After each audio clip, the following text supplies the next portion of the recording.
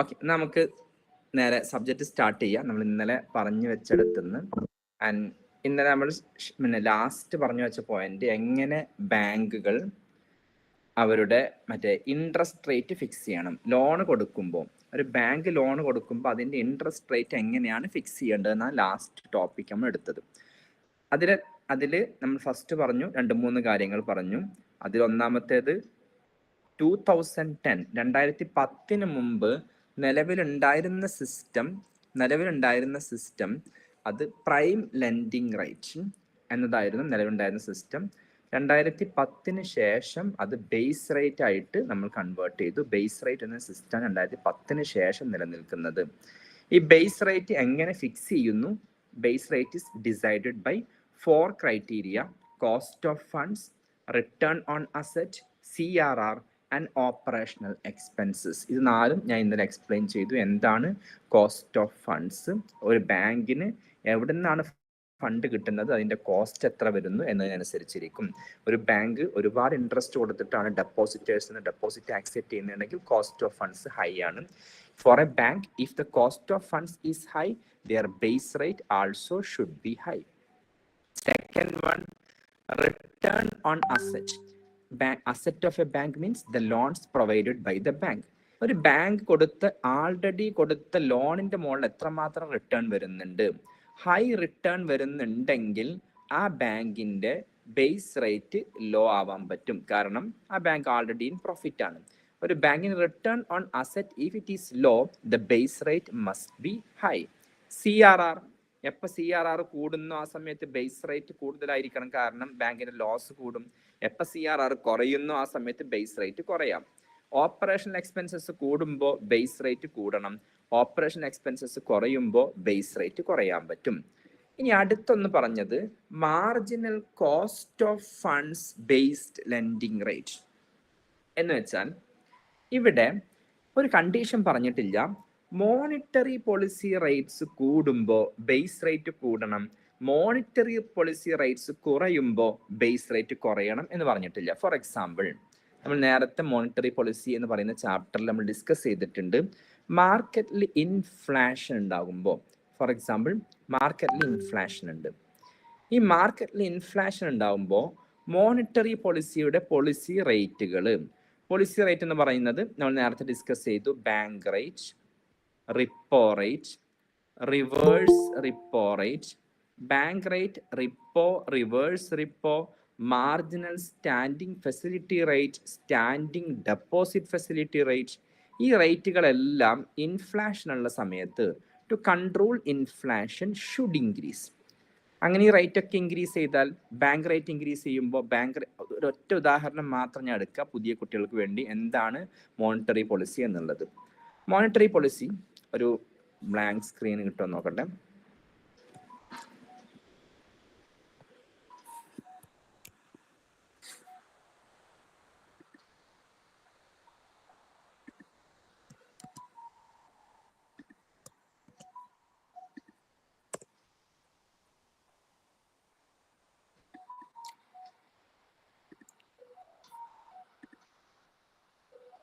ഒറ്റ മിനിറ്റ്.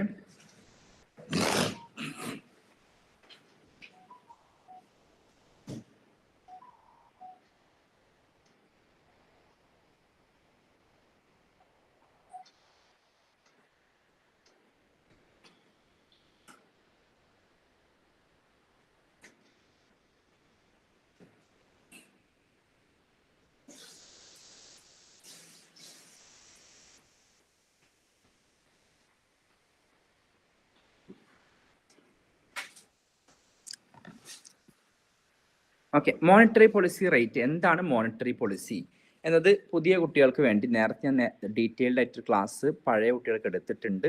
അപ്പോൾ എന്താണ് മോണിറ്ററി പോളിസി? ഉദാഹരണത്തിന് മോണിറ്ററി പോളിസി എന്ന് പറഞ്ഞാൽ മാർക്കറ്റിൽ എത്ര കാശ് ഉണ്ടായിരിക്കണം എന്ന് തീരുമാനിക്കുന്ന പോളിസിയാണ് മോണിറ്ററി പോളിസി എന്ന് പറയുന്നത്. RBI മാനേജ് ചെയ്യുന്ന. ഫോർ എക്സാമ്പിൾ, ഇത് ഇന്ത്യൻ മാർക്കറ്റാണ്. ഈ മാർക്കറ്റിൽ ഇൻഫ്ലേഷൻ ഉണ്ട് എന്ന് സങ്കല്പിക്കാം. ഇൻഫ്ലേഷൻ എന്ന് പറഞ്ഞാൽ ഒരുപാട് കാശുണ്ട്. ഇൻഫ്ലേഷൻ എപ്പോഴാണ് ഉണ്ടാവുക? ഇൻഫ്ലേഷൻ എന്ന് പറയുന്നത് വിലക്കയറ്റം. നമ്മളെല്ലാവരും പണക്കാരാണ്. നമ്മുടെ അടുത്ത് ഒരുപാട് കാശ് ഉണ്ട്, നമ്മളൊരു സാധനം വാങ്ങിക്കാൻ എത്രയും കാശ് മുടക്കാൻ തയ്യാറാണ്. നമ്മൾ മാർക്കറ്റിലുള്ള ഗുഡ്സിന് വളരെ ഡിമാൻഡ് ഉണ്ട്. ഒരുപാട് ആളുകൾക്ക് ക്യാഷ് ഉണ്ടാവുമ്പോൾ മാർക്കറ്റിലെ ഗുഡ്സിന് ഡിമാൻഡ് കൂടും. ആ സമയത്താണ് അതിൻ്റെ പ്രൈസ് കൂടുന്നത്. അപ്പോൾ പ്രൈസ് കൂടണമെങ്കിൽ ജനങ്ങളുടെ കയ്യിൽ ക്യാഷ് വേണം. ആ ക്യാഷ് ഉപയോഗിച്ച് ജനങ്ങൾ ഒരുപാട് സാധനങ്ങൾ പർച്ചേസ് ചെയ്യണം. അപ്പോൾ ഡിമാൻഡ് കൂടുതലായി, പ്രൈസ് കൂടി. അപ്പോൾ ഈ മാർക്കറ്റിൽ ഇൻഫ്ലേഷൻ ഉള്ള സമയത്ത് ഈ മാർക്കറ്റിന്റെ problem, there are too much money, that is the problem of the market. എന്തുകൊണ്ടാണ് inflation? Because there is too much money in the market. ഈ മാർക്കറ്റിൽ ഇൻഫ്ലേഷനെ സോൾവ് ചെയ്യാനുള്ള മെഷർ എന്ന് പറയുന്നത് ഇവിടുത്തെ അവൈലബിലിറ്റി ഓഫ് മണി കുറയ്ക്കുക എന്നുള്ളതാണ്. How to reduce the availability of money? And ഇവിടെ റിസർവ് ബാങ്ക് ഓഫ് എന്തുണ്ട്? ഈ ഫംഗ്ഷൻ റിസർവ് ബാങ്ക് ഓഫ് ഇന്ത്യയുടെ ഫംഗ്ഷനാണ്.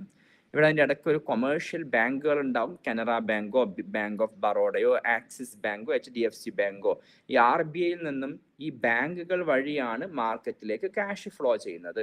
അപ്പോൾ ഈ RBI നിന്നും ഈ കൊമേഴ്ഷ്യൽ ബാങ്കുകൾ ലോൺ എടുക്കുന്ന സമയത്ത്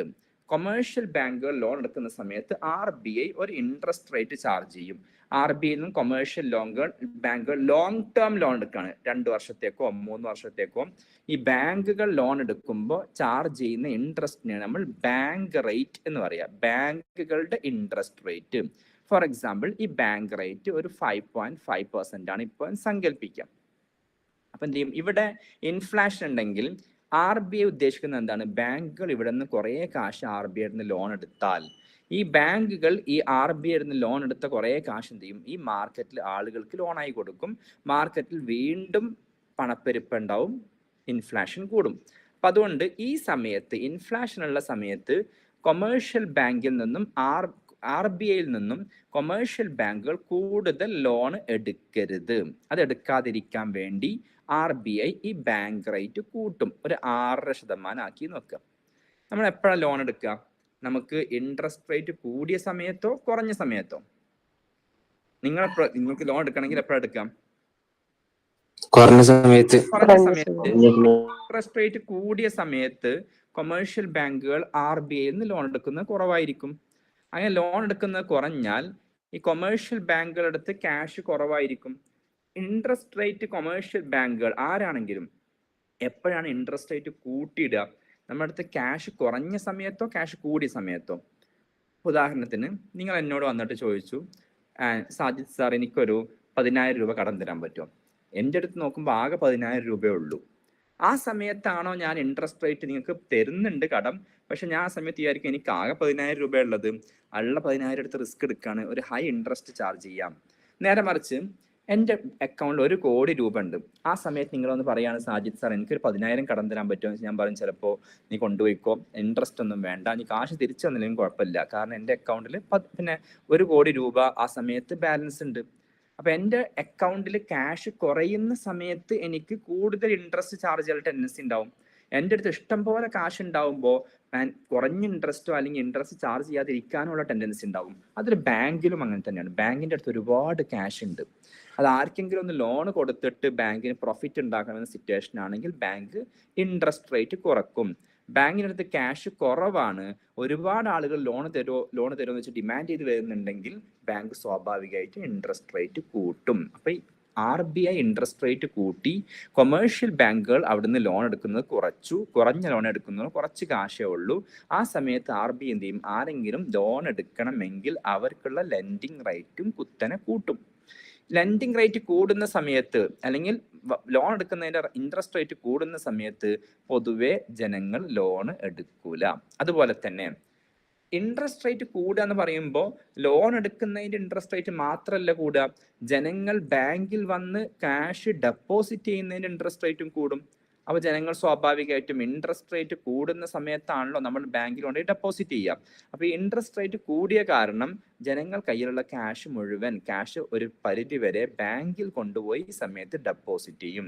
അങ്ങനെ ഇവിടെ ഈ ടു മച്ച് മണി അവൈലബിൾ എന്ന് റെഡ്യൂസ് ആകുമ്പോൾ inflation will be controlled.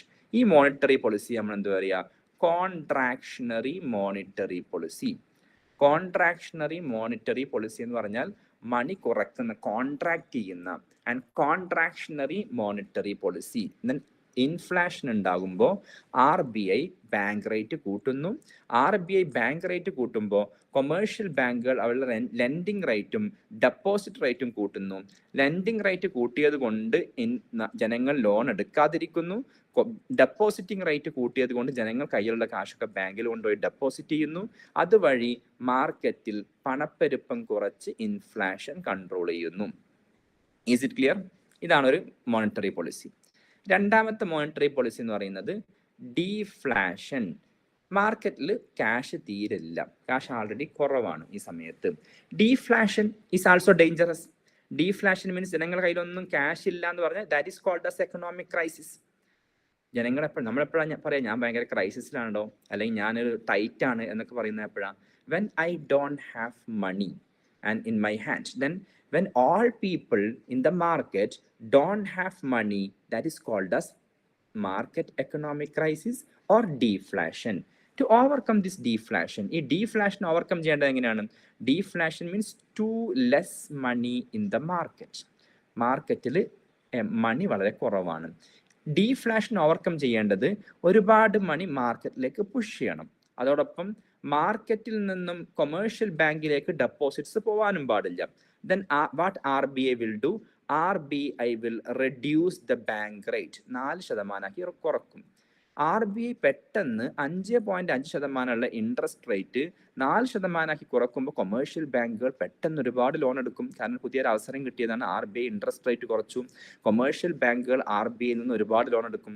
Commercial ബാങ്കുകൾ ഒരുപാട് ലോൺ എടുക്കുമ്പോൾ ഇവിടെ ഒരുപാട് ക്യാഷ് ഉണ്ട്. ആ cash somehow it has to be given as a loan to people. Then lending rates commercial ബാങ്കുകൾ കുറക്കും. ലെൻഡിങ് റേറ്റ് കുറക്കുമ്പോൾ ജനങ്ങൾ കടം വാങ്ങും, ഒരുപാട് പേര് കടം വാങ്ങും, ഇവിടുന്ന് മണി ഇങ്ങോട്ട് പുഷ് ചെയ്യും.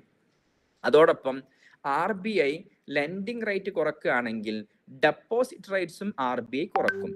ഡെപ്പോസിറ്റ് ചെയ്യുമ്പോൾ ഇൻട്രസ്റ്റ് കുറയുമ്പോൾ ജനങ്ങൾ ഇവിടെ നിന്ന് ഇങ്ങോട്ട് കാശ് ഡെപ്പോസിറ്റ് ചെയ്യൂല. അപ്പൊ ആൾറെഡി ഇവിടെയുള്ള കാശൊക്കെ അവിടെ നിൽക്കും, കൂടുതൽ കാശ് അവിടേക്ക് ഫ്ലോ ചെയ്യുകയും ചെയ്യുമ്പോൾ സ്വാഭാവികമായിട്ടും the problem of deflation will be solved.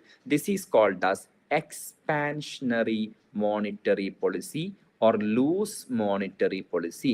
Expansionary monetary policy means that is expanding money supply in the market. This is also called as the contractionary monetary policy, is also called as tight monetary policy. Expansionary monetary policy is also known as loose monetary policy. Now, ഇനി അടുത്തൊരു problem, base rate fix ചെയ്യുന്നത്. What are the conditions of the base rate? Base rate is decided by and multiple criteria, and the criteria one is cost of funds, and 4 criteria ആണ് base rate fix ചെയ്യാൻ പറഞ്ഞത്. Second one return on asset, cost of funds, return on asset. Third one is CRR, and the fourth one is operational expenses. And base rate ഈ 4 criteria അനുസരിച്ചാണ് fix ചെയ്യേണ്ടത്. ഇതിൽ അഞ്ചാമത്തെ ഒരു condition ഇല്ല. And monetary policy rates കൂടുമ്പോൾ base rate കൂടണം. For example, and bank rate കൂടുമ്പോൾ അല്ലെങ്കിൽ മോണിറ്ററി പോളിസി റേറ്റ് കൂടുമ്പോൾ ബേസ് റേറ്റ് കൂടണം. And monetary policy rates bank rate കുറയുമ്പോൾ ബേസ് റേറ്റ് കുറയണം എന്നൊരു കണ്ടീഷൻ ഈ ബേസ് റേറ്റിൽ ഉണ്ടായിരുന്നില്ല. 2010 ബേസ് റേറ്റ് ഇൻട്രൊഡ്യൂസ് ചെയ്തപ്പോൾ ഇത് മൂലം എപ്പോഴൊക്കെ ബാങ്ക് റേറ്റ് അല്ലെങ്കിൽ മോണിറ്ററി പോളിസി റേറ്റ്സ് കൂടുന്നോ ആ സമയത്ത് സംടൈംസ് ബാങ്കുകൾ ബേസ് റേറ്റ് കൂട്ടുമായിരുന്നു. പക്ഷെ എപ്പോഴൊക്കെ monetary policy rates bank rate കുറയുന്നോ ആ സമയത്ത് ബാങ്കുകൾ ബേസ് റേറ്റ് കുറക്കുമായിരുന്നില്ല. അവരുടെ കണ്ടീഷൻ എന്തായിരുന്നു? ഞങ്ങൾക്ക് 4 കണ്ടീഷനാണ് പറഞ്ഞിട്ടുള്ളത് RBI. ഈ 4 കണ്ടീഷൻ അനുസരിച്ചാണ് ബേസ് റേറ്റ് ഫിക്സ് ചെയ്യേണ്ടത്. അതല്ലാതെ ഞങ്ങളോട് മോണിറ്ററി പോളിസി റേറ്റ് എന്ന് പറയുന്ന അടുത്തൊരു കണ്ടീഷൻ RBI പറഞ്ഞിട്ടില്ല. അതുകൊണ്ട് ഞങ്ങൾ അതിനനുസരിച്ച് കുറക്കുകയോ കൂട്ടുകയോ ചെയ്യാൻ നിർബന്ധമില്ല. ഇത് RBIയുടെ മോണിറ്ററി പോളിസി ഫെയിൽ ആവാനുള്ള കാരണമായി. എന്നുവെച്ചാൽ RBI മോണിറ്ററി പോളിസിയുടെ റേറ്റ് കൂട്ടുമ്പോൾ എന്താ എക്സ്പെക്ട് ചെയ്യുന്നത്? ബാങ്കുകളും കൂട്ടും. ഇവിടെ റേറ്റ് കുറക്കുമ്പോൾ എന്താ എക്സ്പെക്ട് ചെയ്യുന്നത്? ബാങ്കുകളും കുറക്കും. അങ്ങനെ ആകുമ്പോൾ മാത്രമേ successful transmission of monetary policy സംഭവിക്കുള്ളൂ. ഇങ്ങനെ ഒരു ക്രൈസിസ് വന്ന സമയത്ത് 2016 ബേസ് റേറ്റിന്റെ കണ്ടീഷനിലേക്ക് RBI ഒരു കണ്ടീഷനും കൂടി കൂട്ടി. അതെന്താണ്? Monetary policy rates, whether it is base rate, bank rate or repo rate reverse repo rate. Similarly, there are multiple other rates of monetary policy. And bank rate repo rate reverse repo rate കൂടുമ്പോൾ base റേറ്റും കൂട്ടണം. ഇത് കുറയുമ്പോൾ base റേറ്റും കുറക്കണം. ആ ഒരു പുതിയ ഇൻട്രസ്റ്റ് റേറ്റ് ഫിക്സ് ചെയ്യുന്ന രീതിയാണ് പറയുന്നത് marginal cost of funds based lending rate. Understood?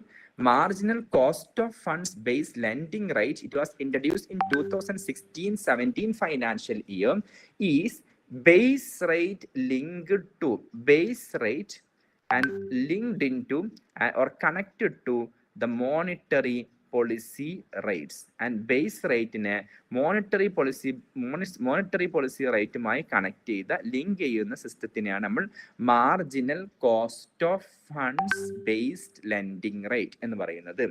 Do you understand? മനസ്സിലായോ? മനസ്സിലായി. Okay okay. ഇനി നമുക്ക് നേരെ അടുത്തൊരു വിഷയത്തിലേക്ക് കടക്കാം, അടുത്ത ടോപ്പിക്കിലേക്ക് കടക്കാം. Over draft.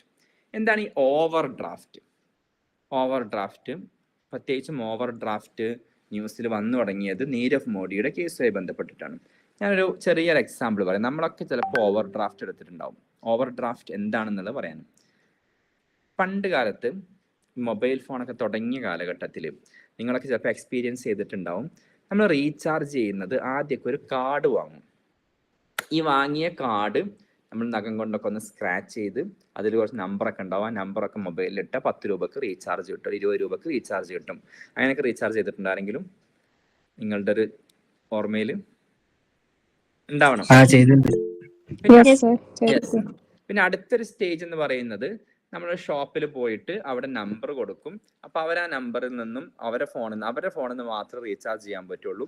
ഈ ഷോപ്പ് കീപ്പർ ആളുടെ ഫോണിൽ നിന്നും ഒരു നമ്പറൊക്കെ അടിച്ച് നമ്മുടെ ഫോണിലേക്ക് റീചാർജ് ചെയ്ത് തരും. സെക്കൻഡ് സ്റ്റേജ് അങ്ങനെ റീചാർജ് ചെയ്തിട്ടുണ്ടാവുമല്ലോ. പിന്നെയാണ് ഇപ്പോൾ നമുക്ക് തന്നെ സ്വന്തമായിട്ട് പേടിഎമ്മും ഗൂഗിൾ പേയും അതുപോലെ ഫോൺ പേ ഒക്കെ ഉപയോഗിച്ച് സ്വന്തമായി റീചാർജ് ചെയ്യാൻ സിസ്റ്റം തുടങ്ങിയത്. അപ്പൊ ആ കാലഘട്ടത്തിൽ പലപ്പോഴും നമ്മുടെ ഫോണിലെ ബാലൻസ് കഴിയും. ഈ ബാലൻസ് കഴിയുന്ന സമയത്ത് നമുക്ക് അത്യാവശ്യമായിട്ട് വിളിക്കണം, അടുത്തൊന്നും റീചാർജ് ഷോപ്പ് ഇല്ല എന്നൊരു ക്രൈസിസ് വരുമ്പോൾ, ഇപ്പോൾ എയർടെല്ലൊക്കെ ആണെങ്കിൽ നമുക്കൊരു 10 രൂപ ലോൺ എടുക്കാനുള്ള അവസരം ഉണ്ടാവും. എയർടെല്ലിലേക്ക് ഒരു മെസ്സേജ് അയച്ചാൽ അവർ 10 രൂപ, നമ്മുടെ ബാലൻസ് 0 ആയാലും വീണ്ടും ഒരു 10 രൂപ നമുക്ക് ആഡ് ചെയ്ത് തരും. ആ 10 രൂപക്ക് വിളിക്കാം. ഇങ്ങനെ ആരെങ്കിലും വിളിച്ചിട്ടുണ്ടോ? ഒരു കോഡൊക്കെ അടിച്ച് നമ്മൾ 10 രൂപ കൂട്ടി ബാലൻസ് 0 ആയതിനു ശേഷവും നമുക്ക് ഫോൺ ചെയ്യാനുള്ള അവസരം തരുന്നു. ഇതിനെയാണ് ഓവർ ഡ്രാഫ്റ്റ് എന്ന് പറയാം. ഇനി ബാങ്കിങ് സിസ്റ്റത്തിൽ ഓവർ ഡ്രാഫ്റ്റ് എന്ന് പറഞ്ഞാൽ നിങ്ങളുടെ ബാങ്കിലെ ബാലൻസ് അത് 0 ആയതിനു ശേഷം വീണ്ടും ക്യാഷ് ബാങ്കിൽ നിന്നും വിഡ്രോ ചെയ്യാനുള്ള ഒരു അവസരം. അങ്ങനെ നിങ്ങൾ വിഡ്രോ ചെയ്യുമ്പോൾ നിങ്ങളുടെ ബാലൻസ് 0 ആണെങ്കിൽ ഇപ്പോൾ ATM പോയാൽ കാശ് വരില്ല. പക്ഷെ നിങ്ങൾക്ക് ഒരു ഓവർ ഡ്രാഫ്റ്റ് ഫെസിലിറ്റി എടുത്തിട്ടുണ്ടെങ്കിൽ നിങ്ങളുടെ അക്കൗണ്ടിൽ ക്യാഷ് ബാലൻസ് 0 ആയാലും വീണ്ടും ക്യാഷ് വിഡ്രോ ചെയ്യാം. അങ്ങനെ എത്രമാത്രം ക്യാഷ് ആണോ നിങ്ങൾ വിഡ്രോ ചെയ്യുന്നത് അതിന് മാത്രം ഇൻട്രസ്റ്റ് കൊടുക്കുക. ഫോർ എക്സാമ്പിൾ, നിങ്ങൾക്ക് ബാങ്ക് ഒരു 20 lakh rupees over draft approve ചെയ്തെന്ന് സങ്കല്പിക്കാം. ഈ 20 lakh rupees നിങ്ങളുടെ ബാലൻസ് 0 ആയതിനു ശേഷം അതിൽ നിങ്ങൾക്ക് 1 lakh അത്യാവശ്യം വന്നു, നിങ്ങൾ 1 lakh വിഡ്രോ ചെയ്തു നിങ്ങളുടെ ബാങ്കിലെ ബാലൻസ് 0 ആയതിനു ശേഷം. എന്നാൽ ഈ 1 lakhന് മാത്രം ഇൻട്രസ്റ്റ് കൊടുത്താൽ മതി. ഈ 20 lakh നിങ്ങൾക്ക് അപ്രൂവ് ചെയ്ത ഓവർ ഡ്രാഫ്റ്റ് ആണ്. അത് നിങ്ങൾ വിഡ്രോ ചെയ്യുന്നുണ്ടെങ്കിൽ മാത്രം ഇൻട്രസ്റ്റ് കൊടുക്കുക. അല്ലെങ്കിൽ അവിടെ നിങ്ങൾക്കൊരു അസറ്റായിട്ട് നിങ്ങൾക്കൊരു ഫ്യൂച്ചർ പിന്നെ എപ്പോഴെങ്കിലും ആവശ്യത്തിന് ഉപയോഗിക്കാം എന്ന നിലക്ക് അവിടെ നിൽക്കും. ഇതിനാണ് ഓവർ ഡ്രാഫ്റ്റ് എന്ന് പറയുന്നത്. ഈ ഓവർ ഡ്രാഫ്റ്റ് ന്യൂസിൽ വരാൻ കാരണം ഒരുപാട് ഡിസ്കഷൻസ് ഉണ്ട്. ബട്ട് ഇത് ആകെ പോപ്പുലർ ആയത് നീരവ് മോഡിക്ക് പഞ്ചാബ് നാഷണൽ ബാങ്ക് 35,000 കോടിയുടെ ഓവർ ഡ്രാഫ്റ്റ് അപ്രൂവ് ചെയ്തു.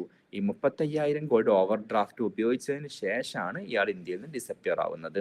ഓവർ ഡ്രാഫ്റ്റ് എന്ന് പറയുന്നത് the facility to withdraw the money from your own bank account even after the balance becomes 0.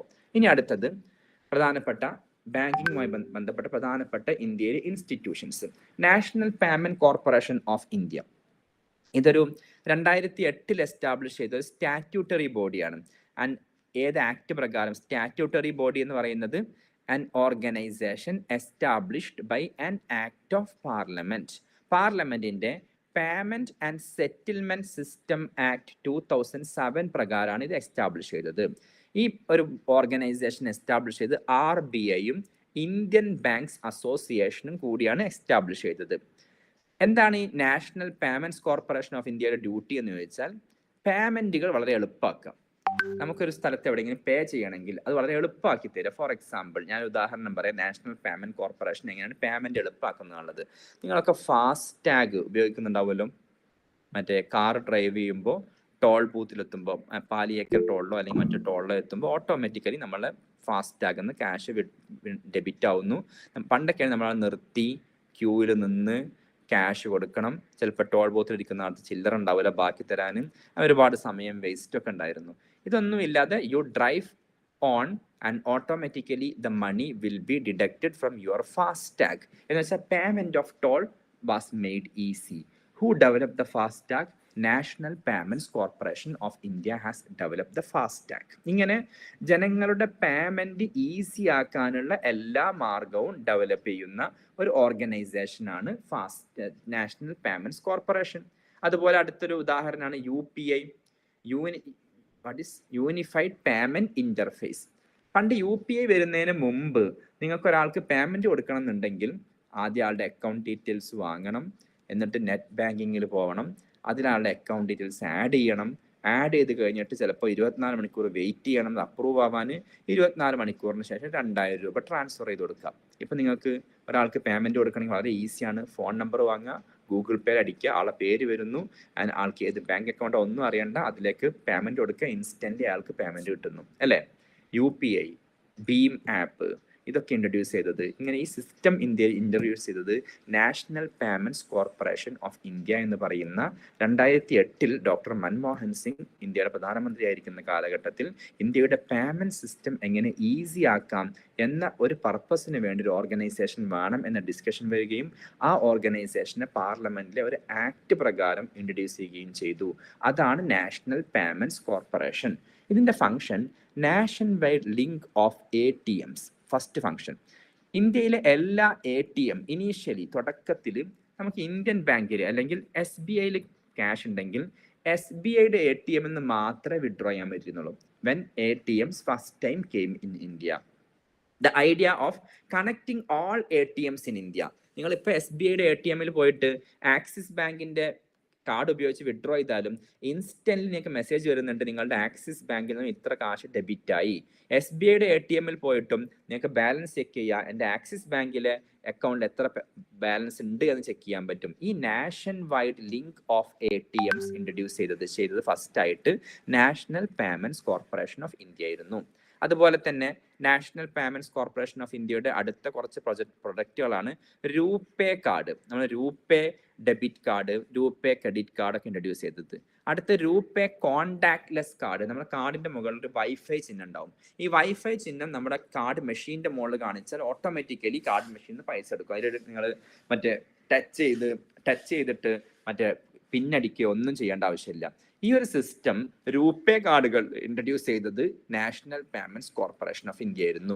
UPI, unified payment ഇന്റർഫേസും ഭീം ആപ്പ്, ആദ്യമായിട്ടൊരു UPI ആപ്പ് തുടങ്ങിയത് ഗവൺമെന്റിന്റെ ഭീം ആപ്പ് ആയിരുന്നു. ഭീം ആപ്പ് എപ്പോഴും ഉപയോഗിക്കുന്നുണ്ടാവില്ല, കാരണം UPI ബേസ് ചെയ്ത ഗൂഗിൾ പേ, ഫോൺ പേ, അതുപോലെ Paytm ആപ്പുകൾ വളരെ പോപ്പുലറായി. അടുത്ത ഫാസ്റ്റാഗ്. അടുത്തൊരു സിസ്റ്റം ഭാരത് ബിൽ പേയ്മെന്റ്. ഒരു കുറച്ചു കാലം മുമ്പ് നമ്മുടെ ഇലക്ട്രിസിറ്റി ബില്ലൊക്കെ അടക്കണം എന്നുണ്ടെങ്കിൽ നമ്മൾ ഇലക്ട്രിസിറ്റി ഓഫീസിൽ പോയിട്ട് ക്യൂ നിന്ന്, KSCB ഓഫീസിൽ പോയി ക്യൂ നിന്നിട്ട് വേണം അടക്കാൻ അല്ലേ. ഇപ്പോൾ ആരും ക്യൂ നിൽക്കാൻ പോകുന്നില്ല, ഗൂഗിൾ പേ വഴി, ഫോൺ പേ വഴി അല്ലെങ്കിൽ Paytm വഴി അടക്കുന്നത്. ഈ സിസ്റ്റം വന്നത് ഭാരത് ബിൽ പേയ്മെന്റ്, ഇതിൻ്റെയൊക്കെ ബാക്ക് എൻഡിലുള്ള സിസ്റ്റം ഭാരത് ബിൽ പേയ്മെന്റ് സിസ്റ്റമാണ്. അത് ഡെവലപ്പ് ചെയ്തത് നാഷണൽ പേയ്മെന്റ്സ് കോർപ്പറേഷൻ. അടുത്ത് ആധാർ എനാബിൾഡ് പേയ്മെന്റ്. ആധാർ വഴി നമ്മുടെ ഐറിസ് ഉപയോഗിച്ച്, ഫിംഗർ പ്രിന്റ് ഉപയോഗിച്ച് പേയ്മെന്റ് ചെയ്യാൻ പറ്റുന്ന system that is under processing at present. Now Bhim app and UPI, ഞാൻ നേരത്തെ പറഞ്ഞു ഭീം ആപ്പും UPIയും എസ്റ്റാബ്ലിഷ് ചെയ്ത് national Payments Corporation of India ആണ്. ഞാനൊരു ചോദ്യം ചോദിക്കട്ടെ. നമുക്കൊരു ഷോപ്പിൽ പോയി, നിങ്ങൾക്ക് 2 ഓപ്ഷൻ ഉണ്ട് പേയ്മെന്റ് ചെയ്യാൻ. ഒന്ന് നിങ്ങളുടെ ഗൂഗിൾ പേ ഉപയോഗിച്ച് അല്ലെങ്കിൽ UPI ഉപയോഗിച്ച് പേയ്മെന്റ് കൊടുക്കുക അവിടുത്തെ. അതല്ലെങ്കിൽ നിങ്ങളുടെ ഡെബിറ്റ് കാർഡോ ക്രെഡിറ്റ് കാർഡോ ഉപയോഗിച്ച് പേയ്മെന്റ് കൊടുക്കാം. ഏതാണ് മോർ സെക്യൂർ? കാർഡ് പേയ്മെന്റ് ആണോ നിങ്ങളുടെ അഭിപ്രായത്തിൽ മോർ സെക്യൂർ, അതല്ല UPI പേയ്മെന്റ് ആണോ മോർ സെക്യൂർ? നിങ്ങളുടെ അഭിപ്രായം ആരെങ്കിലും ഒന്ന് അൺമ്യൂട്ട് ചെയ്ത് പറയുക. നിങ്ങളുടെ ചാറ്റ് എനിക്ക് കാണും. ഞാൻ സ്ക്രീൻ ഷെയർ ചെയ്തുകൊണ്ട് ചാറ്റ് എനിക്ക് കാണുന്നില്ല, കാരണം ചാറ്റ് കാണുമ്പോൾ ഞാൻ കാർഡ് പേയ്മെന്റ് അല്ലേ? കാർഡ് പേയ്മെന്റ് ആണ്. ആരാണ് ഡെബിറ്റ് കാർഡ്. അബ്ദുറഹ്മാൻ പറയുന്നത് കാർഡ് പേയ്മെന്റ് ആണ് മോർ സെക്യൂർ. Anybody else? ഏത് പേയ്മെന്റ് ആണ് കൂടുതൽ സെക്യൂർ? ആർക്കെങ്കിലും എതിരഭിപ്രായം ഉണ്ടോ? കാർഡ് പേയ്മെന്റ് അല്ല, മറ്റേ UPI ആണ് മോർ സെക്യൂർ എന്നുള്ളത്. കാർഡ് പേയ്മെന്റ് ആണോ UPI ആണോ മോർ സെക്യൂർ? യഥാർത്ഥത്തിൽ UPI ആണ് മോർ സെക്യൂർ. കാരണം കാർഡ് പേയ്മെന്റ് ആണ് സെക്യൂർ എന്നുണ്ടെങ്കിൽ, ഒരു കാർഡ് പേയ്മെന്റ് ഒരു പ്രോബ്ലം ഞാൻ പറഞ്ഞുതരാം. എൻ്റെ ATM കാർഡ് നിങ്ങൾക്ക് കിട്ടി. എൻ്റെ ATM കാർഡ് കിട്ടി. ഞാൻ പലപ്പോഴും ഒരു മറവിയുള്ള ആളാണ്. ATM കാർഡിന്റെ ബാക്കിൽ എൻ്റെ പിൻ നമ്പർ എഴുതി വെച്ചിട്ടുണ്ടെങ്കിൽ നിങ്ങൾക്ക് ആ ATM കാർഡിൽ നിന്ന് ക്യാഷ് വിഡ്രോ ചെയ്തൂടെ, അല്ലെങ്കിൽ ആ ATM കാർഡ് ഉപയോഗിച്ച് പേയ്മെന്റ് കൊടുത്തൂടെ? യെസ്, കൊടുക്കാൻ പറ്റും. ATM കാർഡിന് chip based debit card or credit കാർഡിന് 2 പോയിന്റ് ഒതന്റിക്കേഷൻ ആണുള്ളത്. ആ കാർഡ് നിങ്ങളുടെ കയ്യിൽ വേണം, നിങ്ങൾക്ക് എൻ്റെ പിൻ നമ്പറും അറിയണം. അങ്ങനെയാണ് നിങ്ങൾക്ക് എന്ത് ചെയ്യാം, എൻ്റെ കാർഡ് ഉപയോഗിച്ച് നിങ്ങൾക്ക് പേയ്മെന്റ് നടത്താൻ പറ്റും. അതിന് 2 പോയിന്റ് സെക്യൂരിറ്റി ഉള്ളൂ. നേരെ മറിച്ച് എൻ്റെ ഫോൺ ഞാൻ നിങ്ങൾക്ക് തന്നു, എന്നാലും നിങ്ങൾക്ക് കാശ് വിഡ്രോ ചെയ്യാൻ പറ്റുമോ? ഇപ്പം എൻ്റെ ഫോണിൽ UPI ഉപയോഗിച്ചിട്ട് നിങ്ങൾക്ക് ക്യാഷ് വിഡ്രോ ചെയ്യണമെന്നുണ്ടെങ്കിൽ ആദ്യം എന്ത് ചെയ്യണം? എൻ്റെ ഫേസ് ID അല്ലെങ്കിൽ എൻ്റെ കാർഡ്, എൻ്റെ ഫോൺ നിങ്ങൾക്ക് വേണം. കാർഡ് നിങ്ങളുടെ അടുത്ത് വേണമെന്ന് പറഞ്ഞ പോലെ എൻ്റെ ഫോൺ എൻ്റെ കയ്യിലാണ്, നിങ്ങൾക്ക് പേയ്മെന്റ് ചെയ്യാൻ പറ്റില്ല. എൻ്റെ ഫോൺ നിങ്ങളുടെ കയ്യിൽ വേണം. ആദ്യമായിട്ട് എന്താ വേണ്ടത്? നിങ്ങൾക്ക് ഫോൺ കിട്ടണം, കാർഡ് കിട്ടുന്ന പോലെ. ഇനി ഫോൺ കിട്ടിക്കഴിഞ്ഞാലും പേയ്മെന്റ് ചെയ്യാൻ തടസ്സങ്ങളുണ്ട്. എൻ്റെ ഫസ്റ്റ് അൺലോക്ക് സിസ്റ്റം നിങ്ങൾക്ക് അറിയണം. Either unlocking pattern, or you should know the unlocking pin, or you should have my face ID or finger ID. One more security. അത് കഴിഞ്ഞിട്ട് you should be able to open my UPI open ചെയ്യുമ്പോൾ അവിടെയും ചിലപ്പോൾ എന്ത് ചെയ്യും? Unlocking password വീണ്ടും ചോദിക്കും, ഒരു സെക്യൂരിറ്റി കൂടി. അത് കഴിഞ്ഞിട്ട് ഈ ട്രാൻസ്ഫർ ചെയ്യണമെങ്കിൽ you should know my UPI ID or UPI number, you should know, ഒരു സെക്യൂരിറ്റി കൂടി. എന്ന് വെച്ചാൽ മിനിമം 3 പോയിന്റ് ഒതന്റിക്കേഷൻ ഉണ്ട്. You should have the device with you, and you should have the device with you. You should have the unlocking system of the device. You should know the UPI ID. എന്ന് വെച്ചാൽ 3 point authentication ഉണ്ട്, or 3 point security ഉണ്ട് UPI ട്രാൻസാക്ഷനിൽ. Yes or not? Then which is more secure? UPI transaction is more secure than the chip-based debit card or the credit card transaction, because the chip-based debit or credit card transaction has only 2 point authentication, while the UPI has 3 point authentication. Then payment in the UPI. ഈ UPI introduce ചെയ്ത സമയത്ത് prime minister Narendra Modi ഒരു speech നടത്തിയിരുന്നു. ആ സ്പീച്ചിൽ അദ്ദേഹം പറയുന്നുണ്ട്, UPI has 3 point authentication while the chip based debit card has only 2 point authentication. അടുത്ത വർഷം UPSC എക്സാമിൽ ക്വസ്റ്റ്യൻ വന്നു, which of the following is correct regarding UPI, unified payment interface? Statement ഇങ്ങനെ ആയിരുന്നു, UPI unified payment interface has only 2 point security authentication, while chip-based debit card and credit card have and 3 point security authentication. ഈ statement correct ആണോ wrong ആണോ? Is it correct or wrong? Wrong ആണ്. Statement wrong ആയിരുന്നു എന്നായിരുന്നു അതിന്റെ answer. അപ്പൊ അത് 3 statement, ഒരു സ്റ്റേറ്റ്മെന്റ് ഓർമ്മയുള്ളത് ഞാൻ പറയാണ്. ഇങ്ങനെ സ്റ്റേറ്റ്മെന്റ് ഞാൻ പറയാൻ കാരണം, ഈ ഒരു എക്സാമ്പിൾ പറയാൻ കാരണം, പലപ്പോഴും പ്രൈം മിനിസ്റ്ററുടെ speech, not the political speech, a policy related speech of prime minister or a innovative ideas introduction speech of prime minister, and from there questions might come in the examination. നമ്മൾ പലപ്പോഴും prime മിനിസ്റ്ററുടെ അല്ലെങ്കിൽ finance മിനിസ്റ്ററുടെ ഒക്കെ policy related സ്പീച്ചുകൾ പേപ്പറിൽ വരുമ്പോൾ അത് വായിക്കുന്നത് നന്നായിരിക്കും. Once again, UPI, and this we discussed already, and the National Payments Corporation was established by Payment and Settlement System Act 2007. അടുത്തൊരു കാര്യം, core banking solution.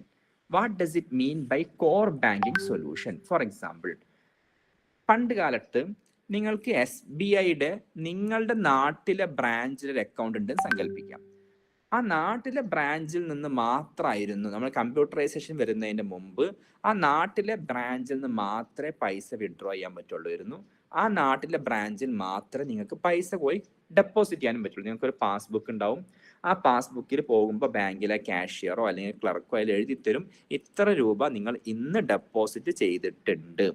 അപ്പം നമുക്ക് ഒരു ബ്രാഞ്ചിൽ അക്കൗണ്ട് ഉണ്ടെങ്കിൽ ആ ബ്രാഞ്ചിൽ നിന്ന് മാത്രമേ വിഡ്രോ ചെയ്യാൻ പറ്റുള്ളൂ, ആ ബ്രാഞ്ചിൽ മാത്രമേ ഡെപ്പോസിറ്റ് ചെയ്യാൻ പറ്റുള്ളൂ. ആ കാലഘട്ടത്തിൽ ആളുകൾക്ക് ടൂർ പോകുമ്പോൾ അല്ലെങ്കിൽ എന്തെങ്കിലും ട്രിപ്പ് പോകുമ്പോഴൊക്കെ ഒരു ബാഗ് നിറയെ ക്യാഷ് ആയിട്ടാണ് ഡൽഹിക്കൊക്കെ പോവുക. കാരണം അവിടെ പോയാൽ ക്യാഷ് വിഡ്രോ ചെയ്യാൻ പറ്റില്ല, ATM സൗകര്യമൊന്നും ആയിട്ടില്ല. അവിടെ പോയിട്ട് അവിടുത്തെ SBI ബ്രാഞ്ചിൽ നിന്ന് തന്നെ ക്യാഷ് വിഡ്രോ ചെയ്യാൻ പറ്റില്ല. കാരണം നിങ്ങളുടെ നാട്ടിൽ എവിടെയാണോ അക്കൗണ്ട് ഉള്ളത് അവിടുത്തെ രജിസ്റ്റർ മാനുവലി എഴുതുന്ന ബുക്ക് വെച്ച് നോക്കിയിട്ട് വേണം നിങ്ങൾക്ക് എത്ര ബാലൻസ് ഉണ്ടെന്ന് നോക്കാനും നിങ്ങളുടെ ക്യാഷ് അവിടുന്ന് വിഡ്രോ ചെയ്യാനൊക്കെ.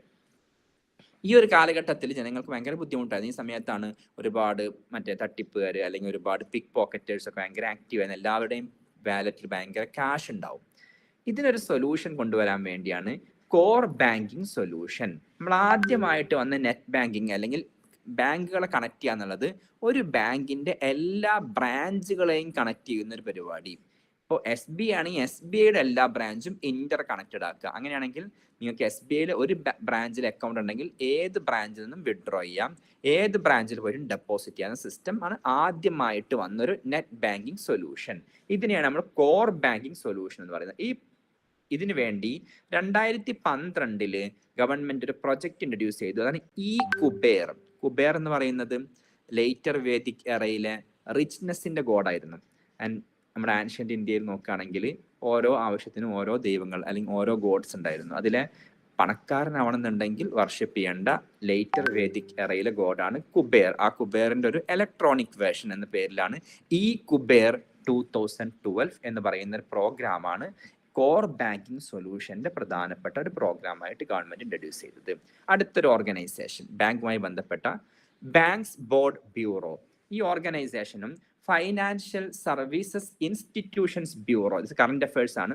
ഈ ഫൈനാൻഷ്യൽ സർവീസസ് ഇൻസ്റ്റിറ്റ്യൂഷൻസ് ബ്യൂറോയും ബാങ്ക്സ് ബോർഡ് ബ്യൂറോയും റിപ്പീറ്റഡ്ലി ക്വസ്റ്റ്യൻ വരുന്നുണ്ട്. കാരണം ഇത് കഴിഞ്ഞ അടുത്ത 2 വർഷം 2 തവണ കണ്ടിന്യൂസ് ആയിട്ട് ക്വസ്റ്റ്യൻ വന്നു ഈ 2 ഓർഗനൈസേഷൻസ് നിന്ന്. കാരണം എന്തെന്ന് വെച്ചാൽ ഈ ബാങ്ക്സ് ബോർഡ് ബ്യൂറോ 2016 ഫോം ചെയ്തത്.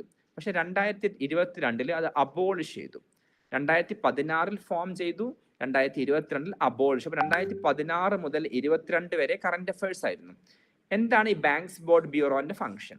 ബാങ്ക്സ് ബോർഡ് ബ്യൂറോന്റെ ഫംഗ്ഷൻ എന്ന് പറയുന്നത് കൊമേഴ്ഷ്യൽ ഗവൺമെന്റ് ബാങ്കുകൾ, പബ്ലിക് സെക്ടർ ബാങ്കുകൾ, ഗവൺമെന്റ് ബാങ്കുകൾ എന്ന് പറഞ്ഞാൽ SBI, State bank of India plus 11 nationalised banks. ഇതിനാണ് നമ്മൾ പബ്ലിക് സെക്ടർ ബാങ്ക് എന്ന് പറയാം. ഈ പബ്ലിക് സെക്ടർ ബാങ്കുകളുടെ ഡയറക്ടർമാരെയും ചെയർപേഴ്സൺസിനെയും റെക്കമെൻഡ് ചെയ്യുക. അവർ അപ്പോയിന്റ് ചെയ്യുന്നത് ഗവൺമെന്റ് ആണ്, ഫൈനാൻസ് മിനിസ്ട്രിയാണ് അപ്പോയിന്റ് ചെയ്യുക. പക്ഷെ ഫൈനാൻസ് മിനിസ്ട്രിക്ക് ആരെ അപ്പോയിന്റ് ചെയ്യണം? SBI ചെയർമാൻ്റെ ഒരു വേക്കൻസി വന്നാൽ അടുത്ത ചെയർമാൻ ആരായിരിക്കണം എന്ന് ഒരു ലിസ്റ്റിൽ നിന്നും സെലക്ട് ചെയ്ത് റെക്കമെൻഡ് ചെയ്യുന്ന ഓർഗനൈസേഷൻ ആയിരുന്നു ബാങ്ക്സ് ബോർഡ് ബ്യൂറോ. ഇങ്ങനെ ഒരു ഐഡിയ. എങ്ങനെ ഒരു പബ്ലിക് സെക്ടർ ബാങ്കിന്റെ, അതുപോലെ തന്നെ not only public sector banks, other government financial institutions like LIC, life insurance കോർപ്പറേഷന്റെയും GIC തുടങ്ങിയ മറ്റ് financial institutions, especially the insurance കമ്പനീസിന്റെയും ഡയറക്ടേഴ്സിനെയും ചെയർപേഴ്സൺസിനെയും സെലക്ട് ചെയ്ത് ഗവൺമെന്റിന്, മിനിസ്ട്രി ഓഫ് ഫൈനാൻസിന് റെക്കമെൻഡ് ചെയ്യുന്ന ഓർഗനൈസേഷൻ ആയിരുന്നു banks board bureau. PJ Nayak കമ്മിറ്റിയാണ് ഇങ്ങനെ ഒരു ബോഡി വേണം ഈ ആവശ്യത്തിനെന്ന് റെക്കമെൻഡ് ചെയ്തത്. 2022 LIC ഡൽഹി ഹൈക്കോടതിയിൽ ഒരു കേസ് കൊടുത്തു.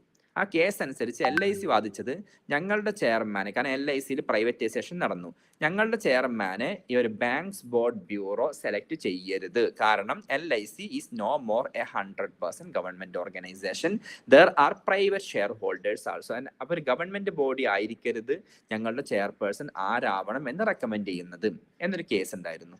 ഈ കേസിൽ ഡൽഹി ഹൈക്കോടതി വിധി പറഞ്ഞു ഈ ഒരു ബാങ്ക്സ് ബോർഡ് ബ്യൂറോ എന്ന് പറയുന്ന സിസ്റ്റം തന്നെ അബോളിഷ് ചെയ്ത് only commercial, removing government financial institution, removing LIC, GIC type of organization, government ബാങ്കുകളുടെ ഡയറക്ടേഴ്സിനെ മാത്രം അപ്പോയിന്റ് ചെയ്യാൻ മറ്റൊരു ബോഡി ഉണ്ടാക്കണം. ആ ഹൈക്കോടതി വിധി അനുസരിച്ച് ഗവൺമെന്റ് ഇത് അബോളിഷ് ചെയ്തു. ആൻഡ് അബോളിഷ് ചെയ്യുന്ന സമയത്ത് ഇതിന്റെ ചെയർപേഴ്സൺ ഭാനുപ്രസാദ് ശർമ്മ എന്ന് പറയുന്ന ആളായിരുന്നു. അങ്ങനെ അബോളിഷ് ചെയ്ത് ഡൽഹി ഹൈക്കോടതിയുടെ നിർദ്ദേശപ്രകാരം പബ്ലിക് സെക്ടർ ബാങ്കുകളുടെ ചെയർപേഴ്സൺസിനെയും ഡയറക്ടേഴ്സിനെയും അപ്പോയിന്റ് ചെയ്യാൻ വേണ്ടി മാത്രം പുതിയൊരു ബോഡി ഓർഗനൈസ് ചെയ്തു. That is financial services institutions bureau. 2022 it was proposed by department of financial services. അവരുടെ function selection of chief of public sector banks only. അതിൻ്റെയും chairperson present chairperson Bhanuprasad Sharma തന്നെയാണ്. ഇത് 2022 BBB banks board bureau abolish ചെയ്ത് പുതുതായി ഉണ്ടാക്കിയ ഒരു സ്ഥാപനമായതുകൊണ്ട് question might come in the examination. നമുക്കൊരു കുറച്ച് ഫാക്റ്റുകൾ മാത്രം ഡിസ്കസ് ചെയ്യാം. State bank of India establish ചെയ്യപ്പെടുന്നത് 27 June 1806 as bank of Calcutta എന്ന പേരിലാണ്. 1921 അതിൻ്റെ നെയിം ചേഞ്ച് ചെയ്തു and change the name into imperial bank of India. 1955 അത് സ്റ്റേറ്റ് ബാങ്ക് ഓഫ് ഇന്ത്യ എന്ന പേര് ആക്സെപ്റ്റ് ചെയ്യുന്നത്.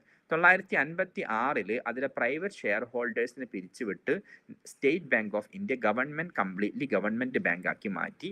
അതിന്റെ ഹെഡ് ക്വാർട്ടേഴ്സ് മുംബൈയിലാണ്. Present chairperson Dinesh Kumar Khara. നിങ്ങൾ KS പ്രിപ്പയർ ചെയ്യുന്നുണ്ടെങ്കിൽ, കേരള അഡ്മിനിസ്ട്രേറ്റീവ് സർവീസ് എക്സാംസിനൊക്കെ പ്രിപ്പയർ ചെയ്യുന്നുണ്ടെങ്കിൽ ഇങ്ങനത്തെ ഫാക്ച്വൽ ഇൻഫർമേഷൻ കൂടുതൽ ഹെൽപ്ഫുൾ ആയിരിക്കും. അടുത്തൊരു ഓർഗനൈസേഷൻ നബാർഡ് എന്ന് പറഞ്ഞാൽ national bank for agriculture and rural development. ഇതൊരു അഗ്രികൾച്ചറൽ അല്ലെങ്കിൽ റൂറൽ ഡെവലപ്മെന്റിന് ഡെവലപ്മെന്റ് ബാങ്ക് ആണ്. ഫോർ എക്സാമ്പിൾ ഞാനൊരു സ്റ്റേറ്റ്മെന്റ് പറയാണ്. ഇന്ത്യയിലെ ഫാർമേഴ്സിന് ഏറ്റവും കൂടുതൽ ലോൺ കൊടുക്കുന്ന organisation and the organization which provides the highest amount of direct loan to farmers is NABARD, National Bank for Agriculture and Rural Development. Is it correct? The organization which provides the highest amount of direct loan to Indian farmers is National Bank for Agriculture and Rural Development. നിങ്ങളുടെ ഒരു guess എന്താണ്? ഇത് correct ആണോ wrong ആണോ? Wrong ആണ്.